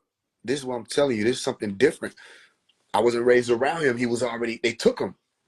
All I did was touch Tamaray, which I feel like that's all I would literally had to do to activate this. Touch home. Because Tamaray is home. I wasn't raised around him. There are a lot of Nuwapians. There are a lot of people who would follow as students of him, disciples, inner circle, sons of the green light, sons of the green light, sons of the black light order, ancient mystic order of Melchizedek, ancient Egyptian order, Christians, Muslims, all that, everybody was. Why is it me? You know what I'm explaining to you? Now, some people like, okay, why is it you on camera? Yeah, other people is like, no, we met this nigga. He for real. he really like that. You'll see me sitting in the dark to myself. Or you'll see me just staring off. Or some people heard me utter a prophecy on accident. Just because I heard some, oh, damn, what they say? Why I keep hearing smoke? Oh, it's going to be a wildfire somewhere. All right, whatever. 2 days later, wildfire. A big one. I'm not talking about some shit burned up at a park. A big one in Hollywood. I say, oh, yeah, I saw that coming. And then you ask me how I do that. I say, ask the Most High. Allah knows. God knows. Who knows? This is not ego. This is me saying y'all are bearing witness to this shit while I'm bearing witness to it. Y'all looking at some shit I did. I'm looking at it with you. How you do that? I don't fucking know. They haven't told me. My point is, I wasn't raised around Dr. Malachi York. I'm being used. And it must be something, because without me, it would still be quiet. So somebody cares. And when the teacher steps away, normally people get to act in an ass. Then you have the substitute thing. Then you have the star student. It clicks, bro. It definitely just clicked. I see you, bro. I see it even more clear. You see what I'm saying? Yeah. It's a part of it. It got to be a part of it, because I'm not talking about just me. When I come, I'm like, let me tell you about a friend of mine, right? Whose story matches who he doesn't even say he is. Let me just tell you about this friend so you can understand more about what's going on. The realm is responding while I'm speaking. Keep watching. Watch what happens. Let me tell you about this friend. Let me tell you about this storm of a being. Let me expose to you in real time spirituality, what it really is. Let me show you telepathic communication. People who walk close enough to me, it's been so many times, you probably have to go and write notes of how many times this happened, where I say something and Dr. Malachi York put out an update or a phone call and he says the exact same thing, or does the exact same thing. And you asking me why? Here's what I think. I think we're coming from the same place. And I think that a part of the reason why I don't know all of who and what I am is because a part of being who I am is the transformative process. And in the transformative process, you're able to say, surely, oh, no, they could have made it out. I was lost amongst them. I was walking in Babylon with them. I lusted with them. I desired with them. I was hungry with them. I was tired with them. I was fighting with them. I was angry with them. I was a good person with them. I've been a bad person with them. No, they could have made it out. There's no excuse. Because to be who I am and to be lessened to such a degree as this, which was at that time, whatever that point was, which was been a point of decision to go into Babylon and to come out, oh yeah, they can make it out. That's why I say, if I never go to hell, how I'm going to get somebody out? So I think it's a part of it. And they will have no excuse. To know me is to know him. You know, wherever I go, think about it, bro. We sit here on live. I done did all kind of big shit out here that they ain't going to talk about. It's easy for them to ignore it. I went on Off the Porch. That was a big opportunity. Who I spoke about? Master teacher. Okay. If we do what we do, I make that move to go on the 85 South show, which I can. I can do it today. I can make the move today and we'll see what happens. Who you think I'm talking about? Master teacher, man. Represent. And every time I do that, people are being given an opportunity to to say they didn't, that they knew. Meaning they will no longer have the chance to say, or the excuse that says, I didn't know. You hear what I'm explaining to you? That's facts. That's So facts. we'll go on there, yeah. No, I'm saying we too. We'll go on there. We'll go on. Remember. We can go on Breakfast Club. We can go anywhere and take the Wapple with us. And so long as, you know what I'm saying, it's able to be put out and they don't edit it and stop it, they'll hear the name. No, they And then click, yeah. what becomes of that? They'll hear Malachi York. Go No, ahead. I was gonna say click what you just said, man, because it's Go ahead. like if that's how to discern the beings, the agreeable from the disagreeable beings, is because it's like to the point of what you're saying, what we're doing right now on live. Like, why would we have so much problem giving honor to the person that taught you so much? You know, why would that actually be something that's an issue for a lot of these folk? And it People kind of still stuck on gives. person. Mm, mm, They still stuck on person. mm. They still stuck on phase. Person. They're not looking at phase. Event. Remember when Rashad Dajjal was like, yo, you're phase one because you're just a phase? And remember I was like, he's right. And then they don't know what to do then. Agreeable. They don't know what to do. Yeah, he's right. Because they used to. But you're just gonna be here for a little while. You're right. But you're not long lasting like I am. I'm gonna last for so long. You only got about 120 years that you could do here. Other than that, you were here for a short period of time too. All of us are. You with me? You want to know why they push that whole peace reflection? You're my reflection because he's a narcissist. And narcissist in the Greek mythology, go look it up. He was obsessed with reflection. Reflection. He's a narcissist. That's where they get the narcissist. And when the lady says he's a narcissist, she telling the truth. And they don't understand how much vanity is associated with that, because if you're obsessed with the reflection, then you're obsessed with the illusion of self. I don't give a damn. I'm not obsessed with my reflection. That's the illusion of self. My voice matters way more than what you ever would have seen me wear, think, look like. I could have been the fattest man, the most in shape man, or whatever. My voice mattered more, and what I brought you mattered more, and what you did with it mattered more. Yeah. You understand what I'm explaining to you? So a lot of people are caught up in the reflection, the illusion. That's it. That's it. So the person is where they get stuck at. Go ahead. The point of the person, they don't even have the confidence themselves to even put themselves, to even do the work, to be trained to put themselves out there, let alone now even give the credit. And then to your point, they're now on business because now they're selling the man's books back as their own. And so it just becomes something where it makes them feel like they're doing the work, but they're not even able to really talk about his real situation, his real case, and really looking at it like more of a, to the point of what was interrupted, you know. Sound familiar? Yeah. Christians believe that Jesus was sacrificed for their sins. And look how they acted. Christians believe that this man died for them on top of that pyramid or on that cross. They believe that he suffered. And look how they act. People believe that Dr. Malachi York is in prison for them. Look how they acting. You know, that's whack, bro.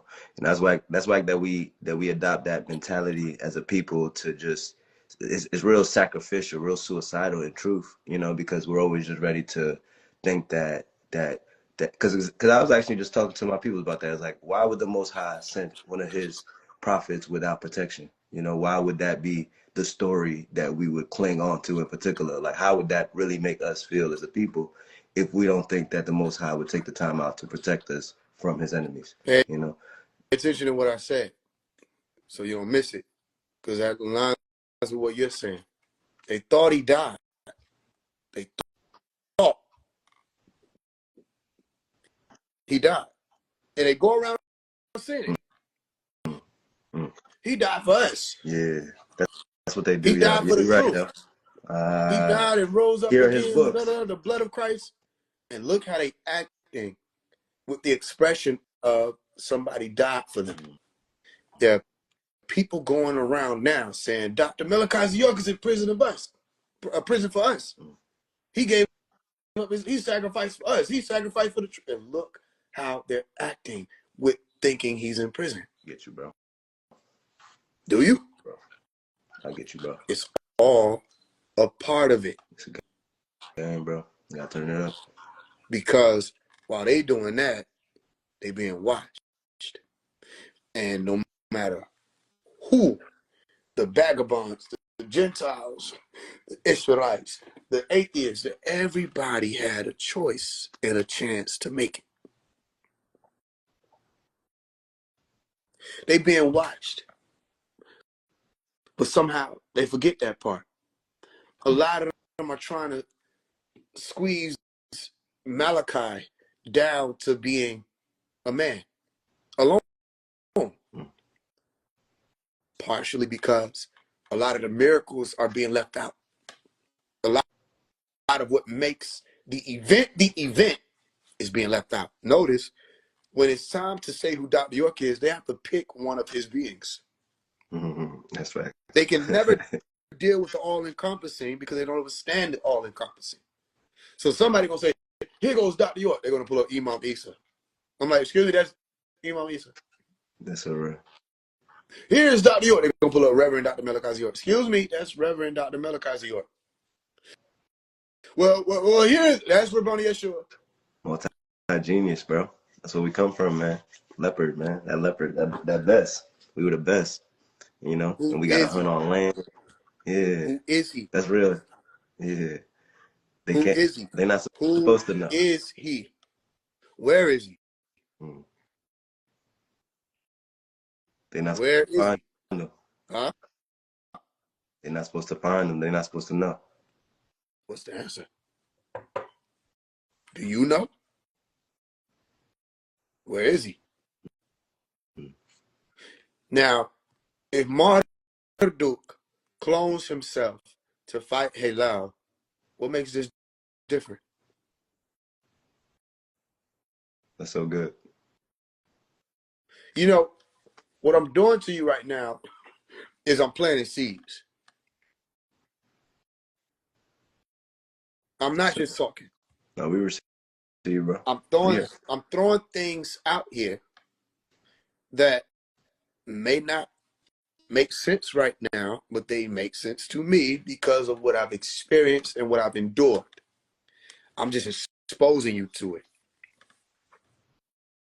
This test is like no other. And we have attempted everything. Listen, I'm attempting to work with somebody right now who'll be working on Pop's case or Malachi's case. The last thing they were supposed to be doing with me is we were supposed to be talking to one of the lawyers. Right? Let's say I know they're raising money. And they said, you're not supporting me financially. I said, I don't understand that when we spoke, I explained to you money is not a problem. Let's just get the clarity so we can bring people clarity, not confusion. A part of the getting the clarity was me getting on the phone with this lawyer. But you're not supporting financially, and I don't know why you got to talk to him to support, but that's okay. Whatever happened to teamwork, and they gen out. It ain't the first time. This person will gen out, and I won't hear from them for weeks, and then they'll come back and change their mind and say, and then it flips. Is why was you tripping like that? Why was I tripping? That's what So they my do, point, bro. my Bait and point to switch, you, bro. yeah, my point to you with saying that is everybody that's been in position talking about they're gonna help them. I walked up to them. I sniffed them. I listened. I said they're not rounded out enough. What does this mean in the grand scheme? It means that they haven't passed the test themselves. They think they're trying to get him out. The mission is to get themselves out. That's so real, bro. Yeah, man. So look at how they would deal with someone that they're being told he's being tortured. They're being told he needs to be resuscitated. They're being told he ain't getting his medical. They getting told he's going through this. They treat him this way. Da, da, da. Look at how they're playing with someone who all they know is he's suffering. And what is this to say of the state of their own being and what they think of themselves? And the importance of the whole mission of raising children to be more sound when it comes to themselves and what they do and what they're doing in their life. Purpose of this point is they're treating him like that with the thought that he's suffering. People try to milk money out of the cow with the thought that the person who owns it is suffering. What if he was never in there? What if he was never in there? Go watch the movie The Illusionist. What if he was never actually in there and you treated him like that, thinking that he was? Mm. That's a fact. And every time you went back to your corner, he was watching you. And you thinking, wow, this nigga Faise One said what Dr. York said. Did you ever think he heard you? Did you ever think he heard me? This ain't for everybody. We're going to wind this down. What if he was never in there? Go watch the movie The Illusionist. So you don't know whether or not he's in there, do you? No, sir. My aunt told me he's not in there when I was like 4 years old. He said he's not in there. I talked to my aunt recently for 11 hours. She went over more reasons why he wasn't in there. And then she said, so you're going to have to stop fucking with these Sabians because they full of shit, da-da-da-da, and you know none of these new Wahabians care about him, and you wasting your time. He ain't in there. He living his life, da-da-da-da. Here's what I said to my aunt. I said, you know that. I don't know that. So I'm not at that part of the test. As far as I know, which I don't, he's in there, right? Yes, sir. Which he could not be. Peep what I'm saying. Which one would be more favorable to the being that's tested this way? That you act as though you know he isn't in there, so you do nothing. Or you function with the knowledge of the possibility of him being in there and that being a part of the test, so you do what you can. The latter. Exactly. So these people believe he's in there. And look what they've been doing. That's so real, yeah. That's it right there, bro. It's really the test. The test was this moment right here itself. That's it, bro. That's good. That's a good read, man. Look what That's a they've fact, been doing. Look how they've been acting. Look how they live. Yeah. Look how they treat one another. Look how they treat him. Look how they talk to him. Have you heard how so many people talk to him? How he'll say, let's do this. Let's move this now. Make that happen. And I'll say, why y'all didn't do that? They'll tell me he don't always know what's best. For his situation. For his situation. Let's say you're helping me to get out of prison. And I ask you, yo, Mike, will you go and talk to this person, meet up with them, and make sure that they do a conference on this? And we get off the phone, you say, yeah, Pop, yeah, what do you mean you lied to me? Right? And then you don't go and do it. And the question becomes, why didn't you do what he asked? Oh, Faise don't always know what's best for his situation. Silly. Because he's in prison, but he don't know what it's like to be in there. He ain't studied nothing that's going on with his case. If anybody knows Dr. Malachi York's case, it's him.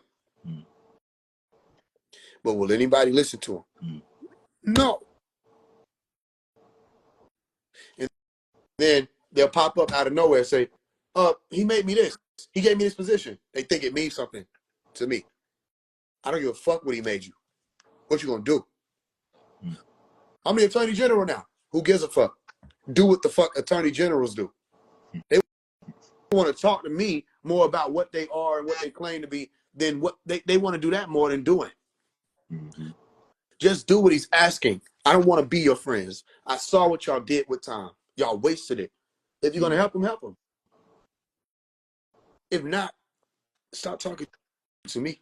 Matter of fact, there's no reason. One of the things I told him in the Help Free Dr. York room, there's no reason for any of y'all to talk to me.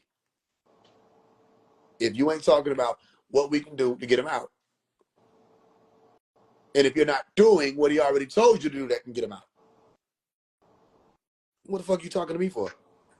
They'll tell me more about his situation than what they'll tell him. Yo, this is going on, this is going on, this is going on. Does Pop know that? Nah, I'm gonna give him some time. What the fuck you mean time? He's 80 years old. He telling you it is time. You talking about we're gonna take some time. What's going on with the lawyer? He gonna take about 3 months. He ain't gonna do no such thing. Let's get another lawyer. Oh, we can't get another lawyer. Man, you see what I'm saying? Because the bottom line is a lot of this is about money. A lot of it is about money, bro. And you would think that people could act right with money. They can't. Same motherfucker with somebody I don't financially support them. In the same time that they was trying to cut me off and put me out of the loop and deal with whoever was going, the same time that was happening, there were multiple people came to me with thousands of dollars. Multiple people came to me with thousands of dollars at the same time.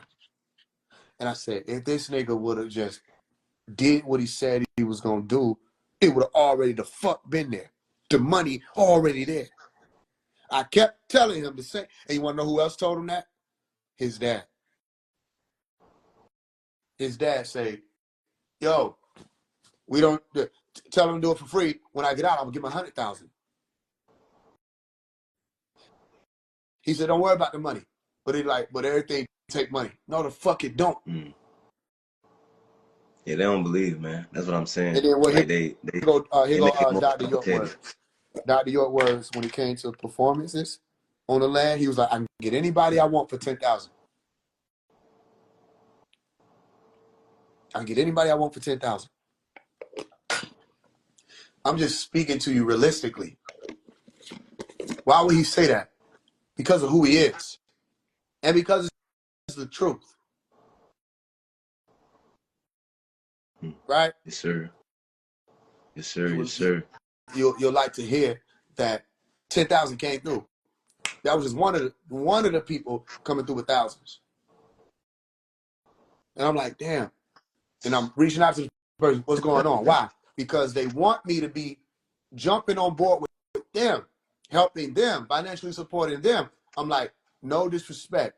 I keep telling them this. I am not doing this for you. I am not here to help you. I'm here to help him.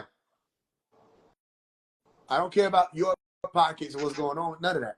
I care about him being able to come out and do whatever it is that's left of this. So money's not an issue, but how can you tell that to some people where all they think is money, which means they're operating in lack? Money will come. I'll wake up tomorrow, somebody will message me, be like, yo, I want to help you. I'm about to send you $25,000. Money is not an issue. And then I kept explaining to him, I said, family, I don't know if you hear what I'm saying, but people been waiting to find out how to help Pops. Yeah, man. They've been waiting to find out. To your point of that, bro, let me know where I can use my legal powers too, because we building our law firm up. And so definitely, you know what I mean? Hold me accountable there where we can, even just, send some messages back. You know what I mean? If they messing with you, then they messing with us. They messing with the Fwani legal group and the team, So let's talk it like that. Okay, I got you. You messaged me about that. I thank you for offering that too. All day, bro. Do you catch both degrees of it, the left and the right? You understand the up and the down? Yes, sir, man. No, you clear, bro. You wise beyond your years, bro. You know what I mean? And that's why I love it. It reveals my character and intention or spirit because it's interesting to see how like people who don't know can will be trying to make fun of you, but I'd be like, yo, he clearly know more than them. What they talking about? You know what I'm saying? Like, so it be And then what? like Here they go make it more Dr. York complicated. words. Dr. York words when it came to performances on the land. He was like, I can get anybody I want for 10,000. I can get anybody I want for 10,000. I'm just speaking to you realistically. Why would he say that? Because of who he is, and because it's the truth, right? Yes, sir. Yes, sir. You Yes, will, sir. you'll like to hear that 10,000 came through. That was just one of the people coming through with thousands. And I'm like, damn. And I'm reaching out to the person, what's going on? Why? Because they want me to be jumping on board with them, helping them, financially supporting them. I'm like, no disrespect. I keep telling them this. I am not doing this for you. I am not here to help you.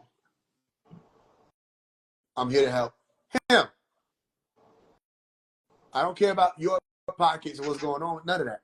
I care about him being able to come out and do whatever it is that's left of this. So money's not an issue, but how can you tell that to some people where all they think is money, which means they're operating in lack? Money will come. I'll wake up tomorrow, somebody will message me, be like, yo, I want to help you. I'm about to send you 25,000. Money is not an issue. And then I kept explaining to him, I said, family, I don't know if you hear what I'm saying, but people been waiting to find out how to help Pops. Yeah, man. They've been To waiting to find out. to your point of that, bro. Let Mm-hmm. me know where I can use my legal powers too. Because we building our law firm up, and so definitely, you know what I mean. Hold me accountable there, where we can, even just, send some messages back. You know what I mean. If they messing with you, then they messing with us. They messing with the Fwani legal group and the team. So let's talk it like that Okay, I got you. You messaged me about that. I thank you for offering that too. all day, bro. Do you catch both degrees of it, the left and the right? You Right, understand right. the up and the down? Yes, sir, man. No, you clear, bro. You wise beyond your years, bro. You know what I mean? And that's why I love it. It reveals my character and intention or spirit because it's interesting to see how like people who don't know can will be trying to make fun of you, but I'd be like, yo, he clearly know more than them. What they talking about? You know what I'm saying? Like, so it'd be a funny like it reveals that this is how people also been treating me in a way. You know what I mean? Because it would just be sometimes like people can't receive, what they're asking for a lot of times. And it's not even personal. It's really more to the point of what you're saying. Everybody wants to be the one, but they want to be the one without doing the work. Or being able to your point, be alone. A lot of the work is being able to be alone, and so they struggle with that. And so that's big right there, bro. Yeah. This is a part of it. It's it's a part of it. And I'm not, like I said, I'm not even upset about it. It's all this goes into it. I just want the world to know. Like, don't let these people tell the story like the government did this and we couldn't get up because of the government. No, these people are devils. Let the record show. For the record, on the record, these people are devils, jinns. All they could think about was sex. They couldn't get nothing done because they weren't willing to work with one another. They didn't want to live Nuwapu. They didn't want Unuwapu because it holds you accountable. They didn't want that. Doc said that. Dr. Melakazi York said, yo, a lot of people don't want me out because when I get out, they know I'm going to enforce Wunuwap, and they don't want to live that. That's so real. That's A lot of it, people bro. don't want me out because of that. These were devils. It was not the FBI. It wasn't the FBI. It wasn't the GBI. They would have people all in, you know what I'm saying? If it was the FBI and the GBI, when they had people infiltrating the organization and all that, they would have found stuff when the people was infiltrating. Hmm. They found nothing because there was nothing. It wasn't that. So this story became bigger after the arrest or the kidnapping or the disappearance of Dr. Malachi York. Watch the movie The Illusionist. This story became bigger after that. And a lot of people flocked to one side of the narrative or the other, but people weren't paying attention to what was truly going on. And what was truly going on was you had a nation of people that fell apart because they didn't want to stick together. They didn't want to. The government didn't divide us. They didn't want to. And I'm watching it now. They still don't want to stick together. They don't want to treat each other with love, all of that. You got people dividing themselves based off of doctrine. I'm like, yo, what does that have to do with y'all individually, like working with one another collectively? Your individual doctrine or what you believe that Dr. Malachi York said shouldn't and can't stop you if you move in the right way from loving one another and working with one another and being around one another and operating as a family still. So I want the record to show for real the truth. And I know Pops knows the truth. Yeah. The truth is these people, they failed the test. They failed. But not everybody failed. So but I gave people out and said, yo, listen, I don't know what these people over here doing, but here go Nuwapu. See what y'all do with it. Because they fucked up. All right, here y'all go. Are y'all going to be the truth? Not just the faithful, are y'all going to be true? You with me? All right, I'm going to let you get on, Mike. I'm going to see what's going on with this other person, Zach, and then we're going to get off here. My brother, man, keep up the bill, bro. Keep up the work, man. We got you, man. You as well. I do. So I went too.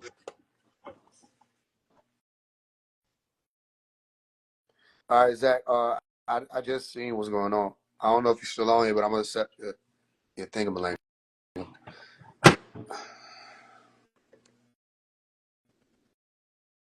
Yo. I'm just trying to understand why you got the Mason symbol on your hat. Okay, what you know Your about it? comments is not helping. Yeah, then you ain't there for the comments. That's why you asked me. You was talking about some whole other stuff that I missed. I don't know. I'm just trying to understand something. I hear you. So what do you know about masonry? I understand the true Masons look at Baphomet as the light. And I know this from people with blue checks in movies that I've seen in my DMs that I still have messages with right now, telling me that Lucifer is the light and blah, blah, blah, blah, blah, all the secret teachings of esoteric secret schools from back in the day. I've done my research on symbology and all this and all that and all Okay, that. real quick. And I'm just Do, wondering do you mind? Do you why. mind questions? Do you mind if we go back and forth? Go ahead. All right. What is a true mason? You said true masons believe Baphomet. What is a true mason? The Masons, the lower tier Masons, the Masons that are first, second, third degree, they're not really knowing. They're still initiates. They're still low tier. Right? So, okay. So then, it's your idea It's not an that those who idea. have This is true. There's no, well, 33 as a degrees to mason, Masons or not. that's not true. Well, I wanted to ask How you is if that it not was true? your idea though. But It's not an idea. I was told this by a then how do Mason you know? that thought I was a Mason because of what I know. How? Okay, Because so he then was a first degree Mason and did not know some of the things that I knew. let me And ask I'm you not a this. Mason Let me at ask you all. this. Is it possible they lied to you? Lie to me about what? Is it Everything that he possible that showed they me, I lied to read you? for myself Okay, watch this. already in Watch books this. written You by watch Aleister this. Watch this. Crowley and Okay, watch weird this. evil entity I people that asked were you if we can go Masons back and back in the forth. day, I bro. asked you if we can go back and forth because that's the type of that's what I'm feeling the premise is.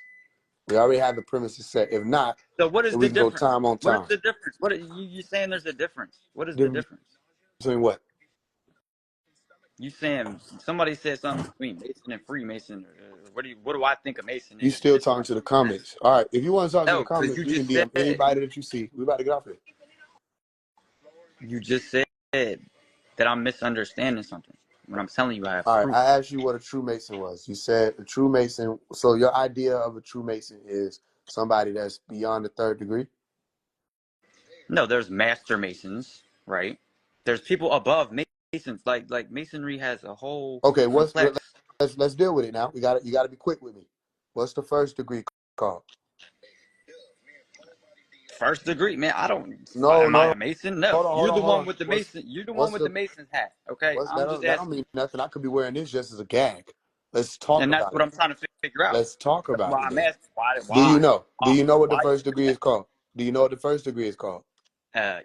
Egotistical death is what they're No, what is it saying. called? It's What it is. called. I don't know the exact words. All right. So you said masturbation. What degree is that? A Master Mason would be above 33rd or somewhere around. Oh, so here's what you need to do for the next 10 seconds. Listen. Depending on what branch, though. There's two No, different branches. that has nothing to do with the chapter, branch, lodge, house, any of that. Did you just take a I'm not selfie with saying the balloons? lodge. I'm saying that there's two separate Yo, did you just take a Mason selfie with groups, balloons? like you're saying, but they do have their own rights and such. All right. So, okay. The one that we usually know in America is not the same as some of the Watch other this. ones, like in UK or What? Okay, let's do right? this again now. Watch now. You gotta be careful. You gotta be cautious. All right, meaning you gotta watch your step. Don't trip. What degree is a master mason? In one right, I believe it's the 33rd, and the other, I'm not sure. In the Scottish right, I believe is what 13 maybe. Okay. There's two Okay, you different right. rights, You right. Okay. No, you right. You know your stuff. So master mason, 33rd degree, and Scottish right, that is 13. and Okay, people are so what's the laughing. okay, yeah, they don't know. They don't know. They probably be like studying under me and stuff. What is the fellow crowd? Which degree is that? So you asking me what degrees are what for what? I'm It's asking you only three what is degrees I'm the gonna ask you difference? about. It's only 3 degrees I'm gonna ask you about. So don't think I'm gonna take you through the whole thing. You nailed the first one. What's the second degree called? Why would I know the names if I'm not supposed to know the names of these? Because you told me, well, I'm just based off what you told me. You told me that people are in your DM thinking that you're a real Mason, so much so that they actually provided you information about Masonry. They did. And I'm trying to figure out who that would have been I'm if not you're gonna not able put to his name tell out there me for my what the safety and his first safety three because I degrees don't are. know who's a Mason and who isn't a So Mason. do you feel threatened? I don't know. Okay, Nobody puts fear in my heart, but the not Creator God fear. and I'm not saying do you of this feel afraid. universe, I'm saying not do you feel Baphomet and threatened? not no Masonry. I'll tell you that much. Okay, so what's the second degree called? Why would I Do know that? you know? No. Okay, But does that matter? you knew what the A third one second was, degree Mason does not know more than a Master Mason. huh? A second degree Mason does not know more than the Master Masons. The Oh, Masons okay. that are in the hierarchy, the ones that are above that. So what's the third one Not called? that these are initiates. Hold The first on. one is egotistical death. No, wait. Okay. All right. So here's what I need you to understand, right? And what I'm saying, let's go back and forth. If you get to a question that I'm asking you and you don't know, just say I don't know. I I don't said I speak jargon. don't know the name of the second degree. Okay. I don't know the All names right. of So I every got to single ask you degree. another one. What's the name of the third degree? Why do I know? You're not Did I tell you that listening. I said if you don't know, please just say I I don't don't know? know. That makes it easier. I do this more It's to you. just the third degree. I don't know. I know. What is it? Okay. Do you have a? All If I you know had about the to, third degree. huh? Let me say something. All I know about the third degree is that there was a Christian man that I know personally that told me he is technically a third degree Mason, Technically a third degree. but he did not go through with his initiation Then for the he's third not a. degree Okay. What do you mean technical? Okay. So because you're not letting me finish. go ahead. Go ahead. He did not go through with his initiation rites to be actually become a third degree Mason because of the So he's an initiation ritual aspiring for third each degree rite. Mason. No, he's already a Mason. He's a third Right. degree, technically never took the actual initiation to be into third degree because he told me, and would not tell me exactly what they wanted from him, but he told me as a Christian, Jesus believing man that he could not go through with what they wanted him to do in that third degree ritual. He didn't So I don't know what it's finish. called. That's what he's saying. I don't know what it's called. He wouldn't He tell me what didn't it was called. finish. He He didn't wouldn't tell finish. me what All they he's asked him telling to you. do. All He right. Let me wouldn't tell speak. me Let me what speak that here. was. Let me speak here. But All the nigga was that telling you. speaks numbers to me as a Christian Okay. Let me man speak to that's a you. Mason telling me he could not go through with what Masonry they is wanted based him in to do. Christianity. Okay. Masonry is based in Christianity. All right. So I No, don't it's know what not. you mean It's by fake Christian man. Christianity. I'm telling It's you what fake. he was telling you. He was telling you he ain't finished. He either chickened out, but he ain't finished. It's nothing satanic. There's all of the stuff you be seeing What on would make a YouTube. God-fearing man say that because I'm a Jesus believer I cannot go through with the initiation rite. What would make a Jesus believer say that? Just think about that.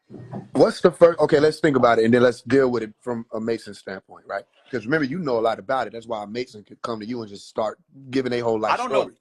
why Masons come to me because I don't go out and search for them, but Let's they figure have it out. come We're to gonna figure me. it out. We're gonna figure it out. So again, here's how we're gonna do it. We're gonna have structure. I'm gonna ask you a question. If you don't know, let's just say I don't know and move on. All right. You said you know a lot about it. I'm testing that now. Okay. Do you know what the first degree of masonry is called? How many times do I have to tell you no? I don't know the Well, official you keep. terms All I'm telling for you how to each do. one. There's a flow of conversation. Every time I you said I break the don't flow, we know. got to start over. Okay. You don't know the second degree. Do you know I what is? didn't know they had names. I just know that there's each There's degree no has its own quotations name. around names, and you're still not listening. All I'm asking you to do is say I don't know, so we can move on. How many times do I have to say I don't know? You still haven't If you answered keep my breaking the question on flow, we got why to are you keep even starting wearing it in over. the first place. So you don't know any You're not of the answering my names. question. Let's do this. Keep it easier. You don't know any of the names of the first three degrees, right? What does that matter? So then, here's what I'm thinking. I think that we should probably start wasting each other's time. You know You enough still have about yet this. to answer. I'm answering your questions, and you have people laughing at me as if I don't know what You're I'm asking saying. me what does You're it telling matter? me Why are that you some of why the are you stuff that I'm saying invalidating the is question? correct and true. If it You doesn't seem like matter, you're then showing let's go opposition ahead and to call it. me. Let's call it a day. It's what it's seeming like. Listen, you said it. You asked me why does it matter whether or not you You're the know the one with the blue names. check and the G in the middle of your compass and all that, and the symbolism and all. I've read books on symbology. You know where they lead to? Baphomet. Every time. Okay, how far does Baphomet go back? Far. But how far does masonry go back? No, excuse me. Far. How? Yeah, masonry goes further than Baphomet. How? Are you familiar with ancient Egypt? Yes. Okay, I'm gonna ask you a question. If you don't know, just say I don't know. Who is Ta? One of their gods. All right, tell me about him. Off the top of my head, I don't remember exactly what god that was. I believe he was it? Yeah, he was one of those kings that wore one of them weird things on top of his head. I believe. I'm not sure. I could be wrong. Well, I know. I've heard of Pa though. okay. So in this moment, are you able to tell me? Spell it for me real quick. PTA, or there's multiple. There's multiple Okay, ways. you're close. You're close enough to the money. All right. So right now, Maybe a H in there. yeah, it is. You're close. You're right there on point. PTAH. Okay. You don't remember anything about him right now. I don't remember. No, exactly off the top Okay. of my How head about all of let's the do this one. Egyptian gods and what I they think you'll know this one. represented. If you at least remember the spelling of that one, can we deal with Tahuti? You know who Tahuti is. I remember hearing about it. Yes. All right. Tell me any of his characteristics, attributes, Tahuti. Was he also trans? What were the attributes? Like, what was he a god of? I don't remember. You don't remember any of this stuff? Or you don't know?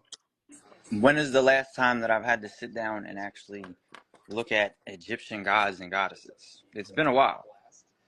I used to love this stuff. I was obsessed with I Egypt. I want you had to a think, huge okay, I book want you to on try this. Egypt Try this. and Try all this. the gods. But Try off the this. top of my head, no, I Okay, don't try remember this this. stuff. Try this. I just want you to think real hard and try to give me 3 attributes of Tahuti.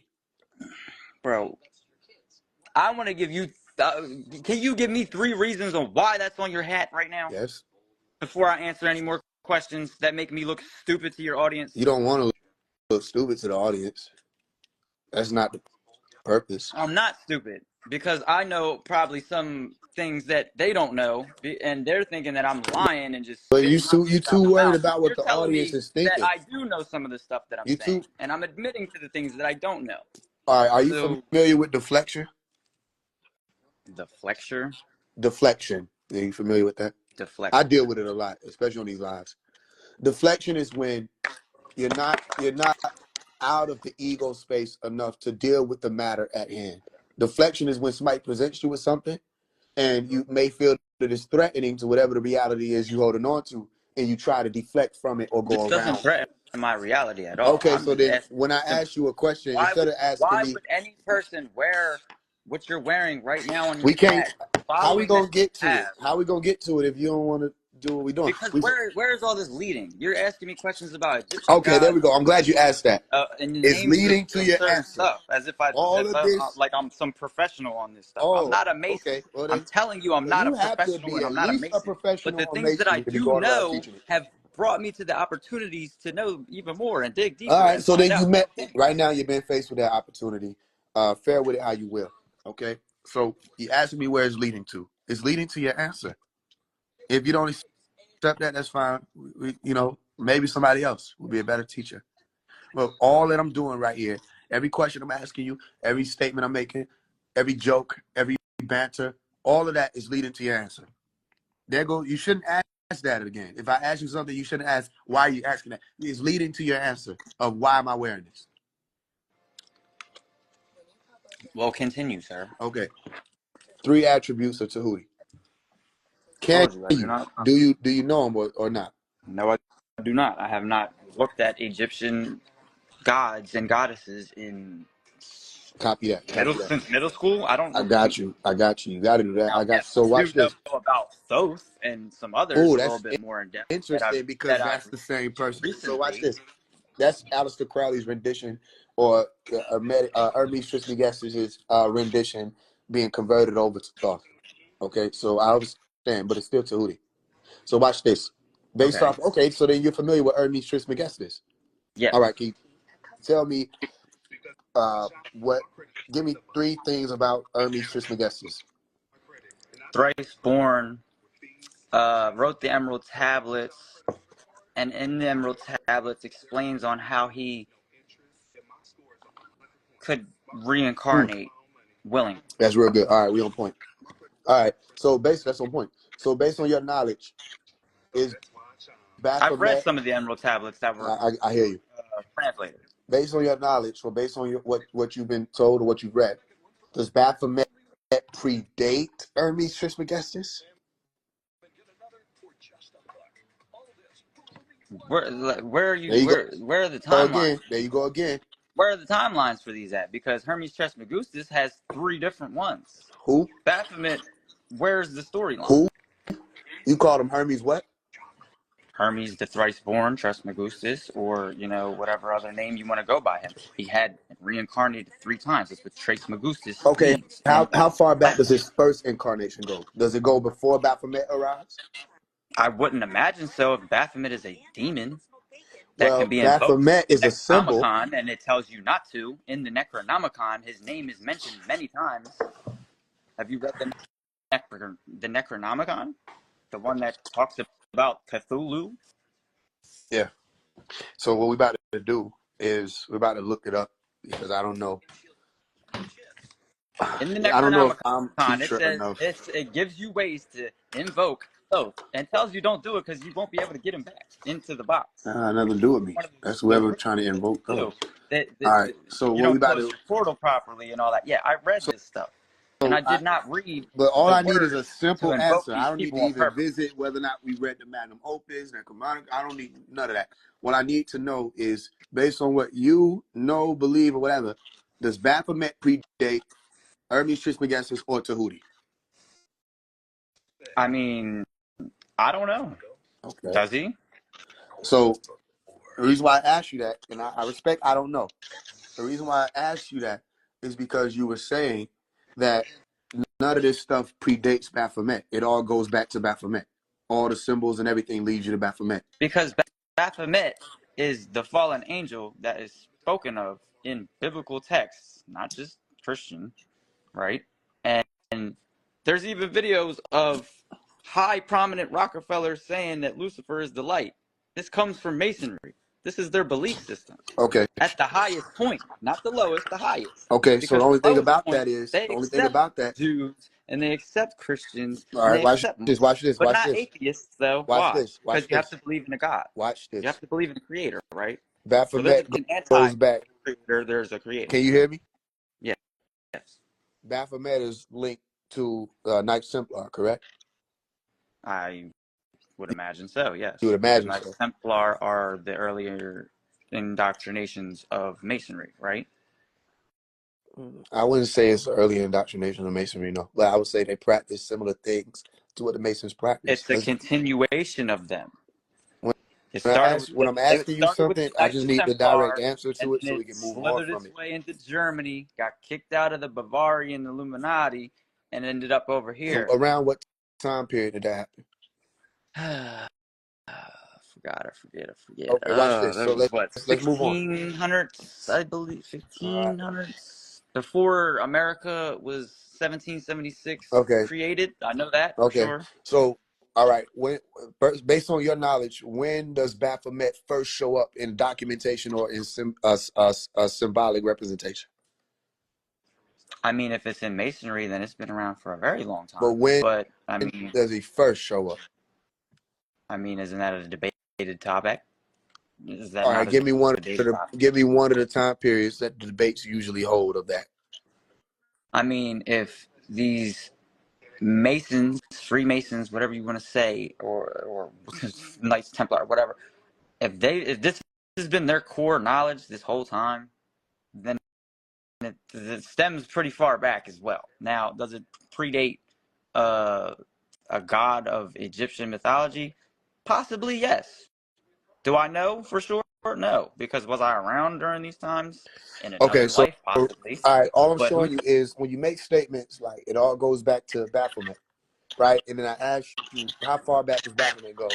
And your answer is very far or pretty far. That's not scholarly. And when you're dealing with stuff like this, you have to be scholarly. What I would advise you to do, I don't have a death. Sorry, somebody keeps calling me. Stop calling me. what I would advise you to do I don't is reach. have a desk with papers. Where's my other phone? I don't have my other phone. I don't All right. have my Another thing I want to notebooks. point out to you, because I hear you, I was saying. Another thing I want to point out to you was that Master Masons, that is not the 33rd degree. It's also not the 13th degree. Why didn't you challenge me on that?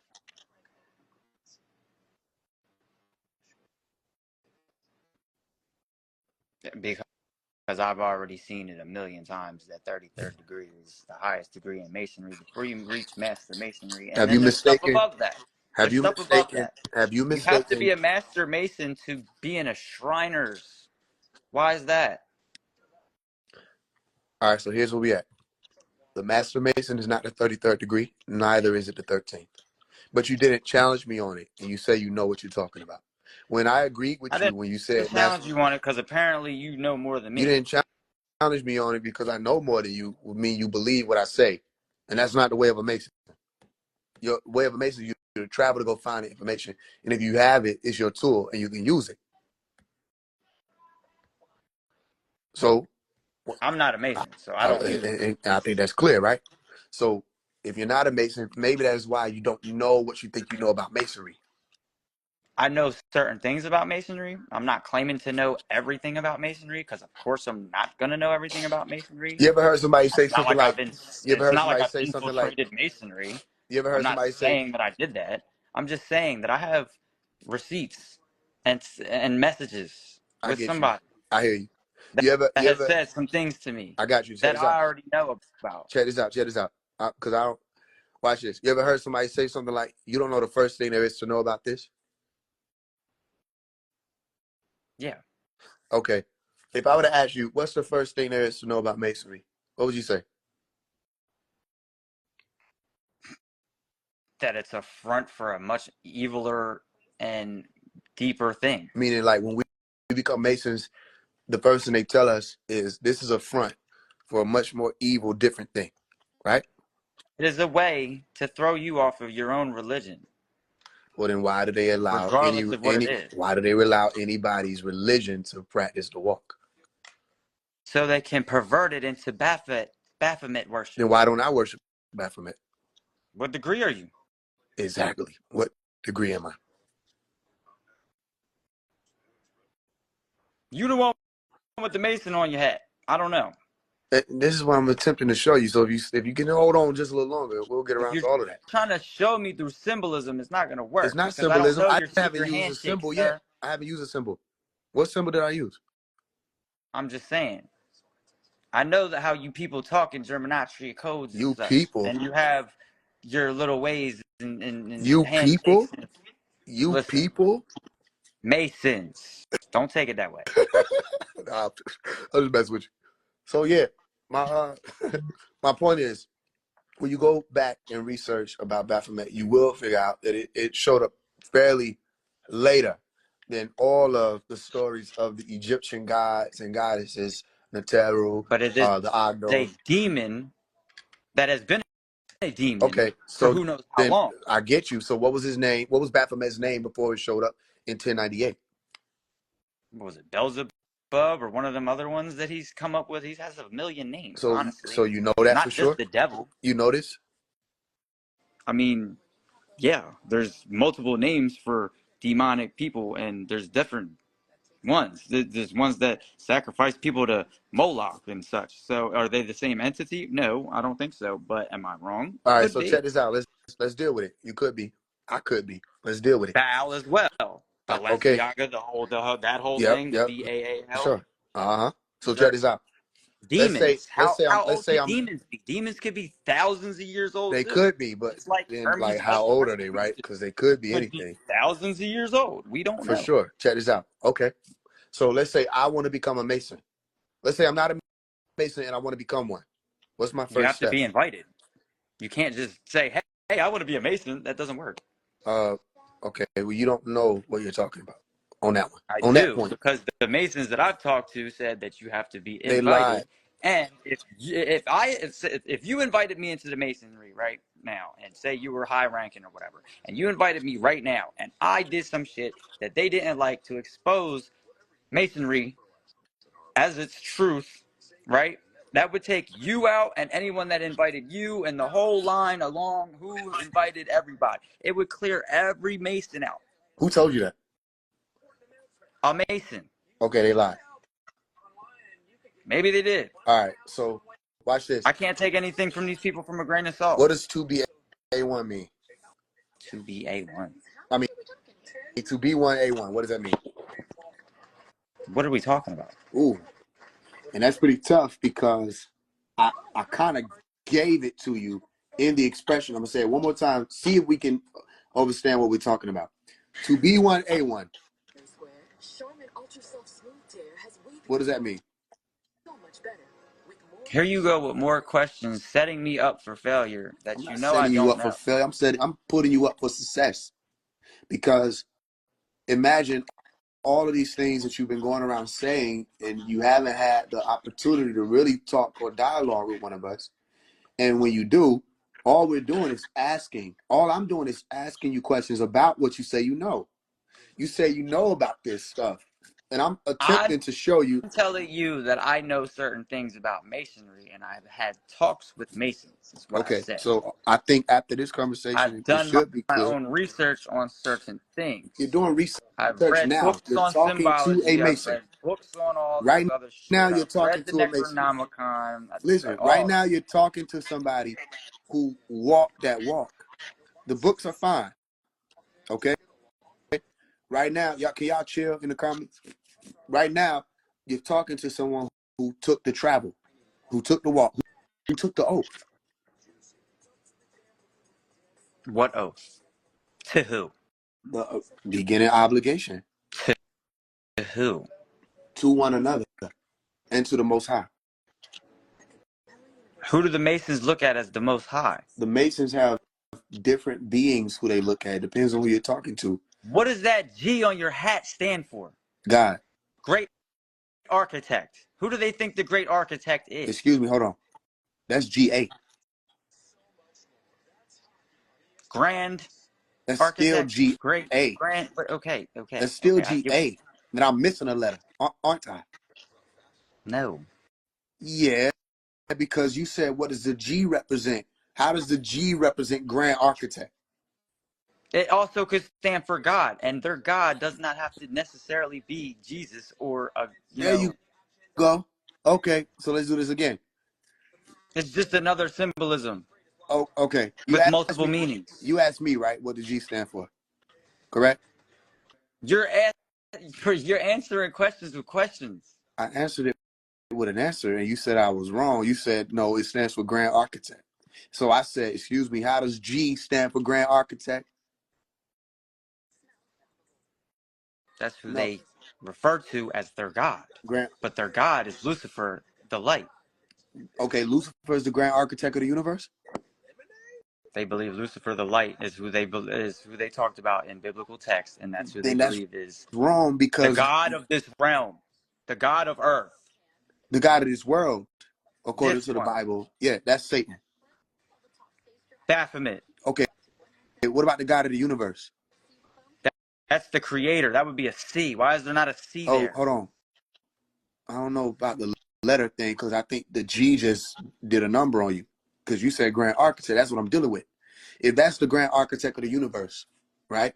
That's not Let's who deal with they it. believe the grand architect of the universe is. They're not sitting there telling Hold on, hold on, hold on, hold on, they're hold on. not looking, they're doing as above, so below symbolism. They're not I'm not sitting there doing talking that. about, I'm not doing that. I didn't say you did. Okay, so you saying Masons?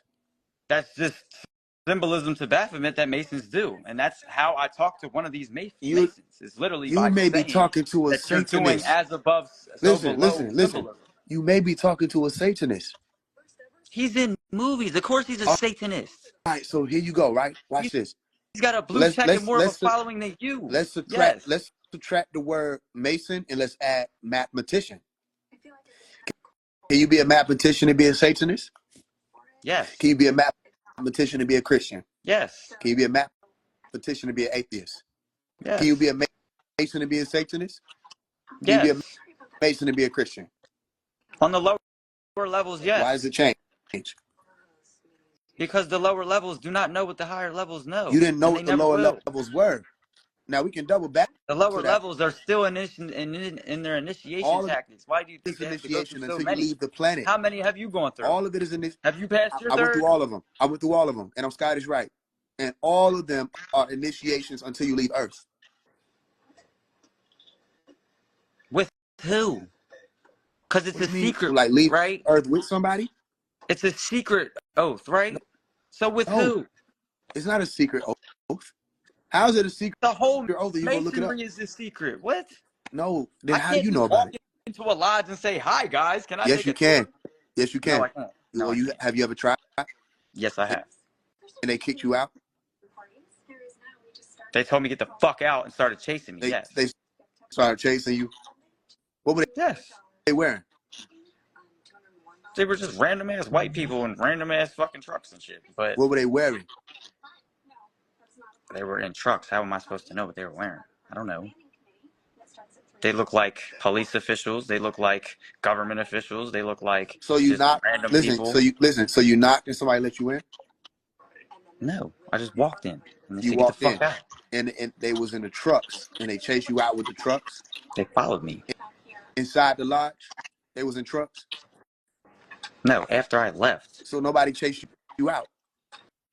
they followed me. They didn't chase me out. They followed me. So then, yes, you can just walk in and say hi. The chasing didn't happen until after you left. No, the chase wasn't really. It can't They happen followed me, which in was scary. trucks, right? Because that makes sense, Followed me, right? which was Because scary. if All they I in did was trucks, they walk. can't come in the lodge. That doesn't happen. So at least How not, do they know who I am before I walk in? huh? And why is there pedophilic symbols inside of there? Okay, give me an Why? example. What? Give me an example of a pedophilic symbol that you saw there. That triangle, uh, man, boy, lover symbol. Yeah, saw It that. was in one of their lodges. Yes. What does it represent? That reference. The FBI put a file out saying that was a pedophilic symbol, like 2021. Okay, when did it become a pedophilic symbol? Here you go with this. It's just good Does questions. that? That doesn't That's it. matter. Listen, if you ask me, It's not a all right, Fibonacci let's trade, spiral, let's if that's trade, what you're let's getting trade, at. let's It's trade, not a Fibonacci let's spiral. trade, It's not. let's It's not a trade. Fibonacci spiral, bro. Don't try that. I Don't didn't try try it. nothing. I didn't get a Don't chance. try it. I didn't get a It's not a chance to try Fibonacci anything. spiral, Okay, bro. so watch this. I want you to switch roles. Okay, you ask questions, I'll answer. Go ahead. You still have yet to tell I just me. gave you the okay. Here go your green light. Ask me anything. Go ahead. So why are you a Mason? What made you become a Mason? First I of was all, born. you're born into it. I was born a Mason. Why did I walk What does into the that mean? lodge? Are you What does asking that me? mean exactly? Listen, You are were you born okay? I into got it, you. meaning that you had a I'm not even family gonna play member? word games with you, guys. I feel like it'll draw out. I became a Mason because I saw it important enough to do so, to learn more about this society, as I read when I was younger that this society was built on masonry. Okay. And it was, and it was. Okay. This whole country was built by Masons. George Washington was a Mason. So All yes, right. right. I And answered your first question. What else? through Masonry, you've never seen Baphomet Through in all your masonry.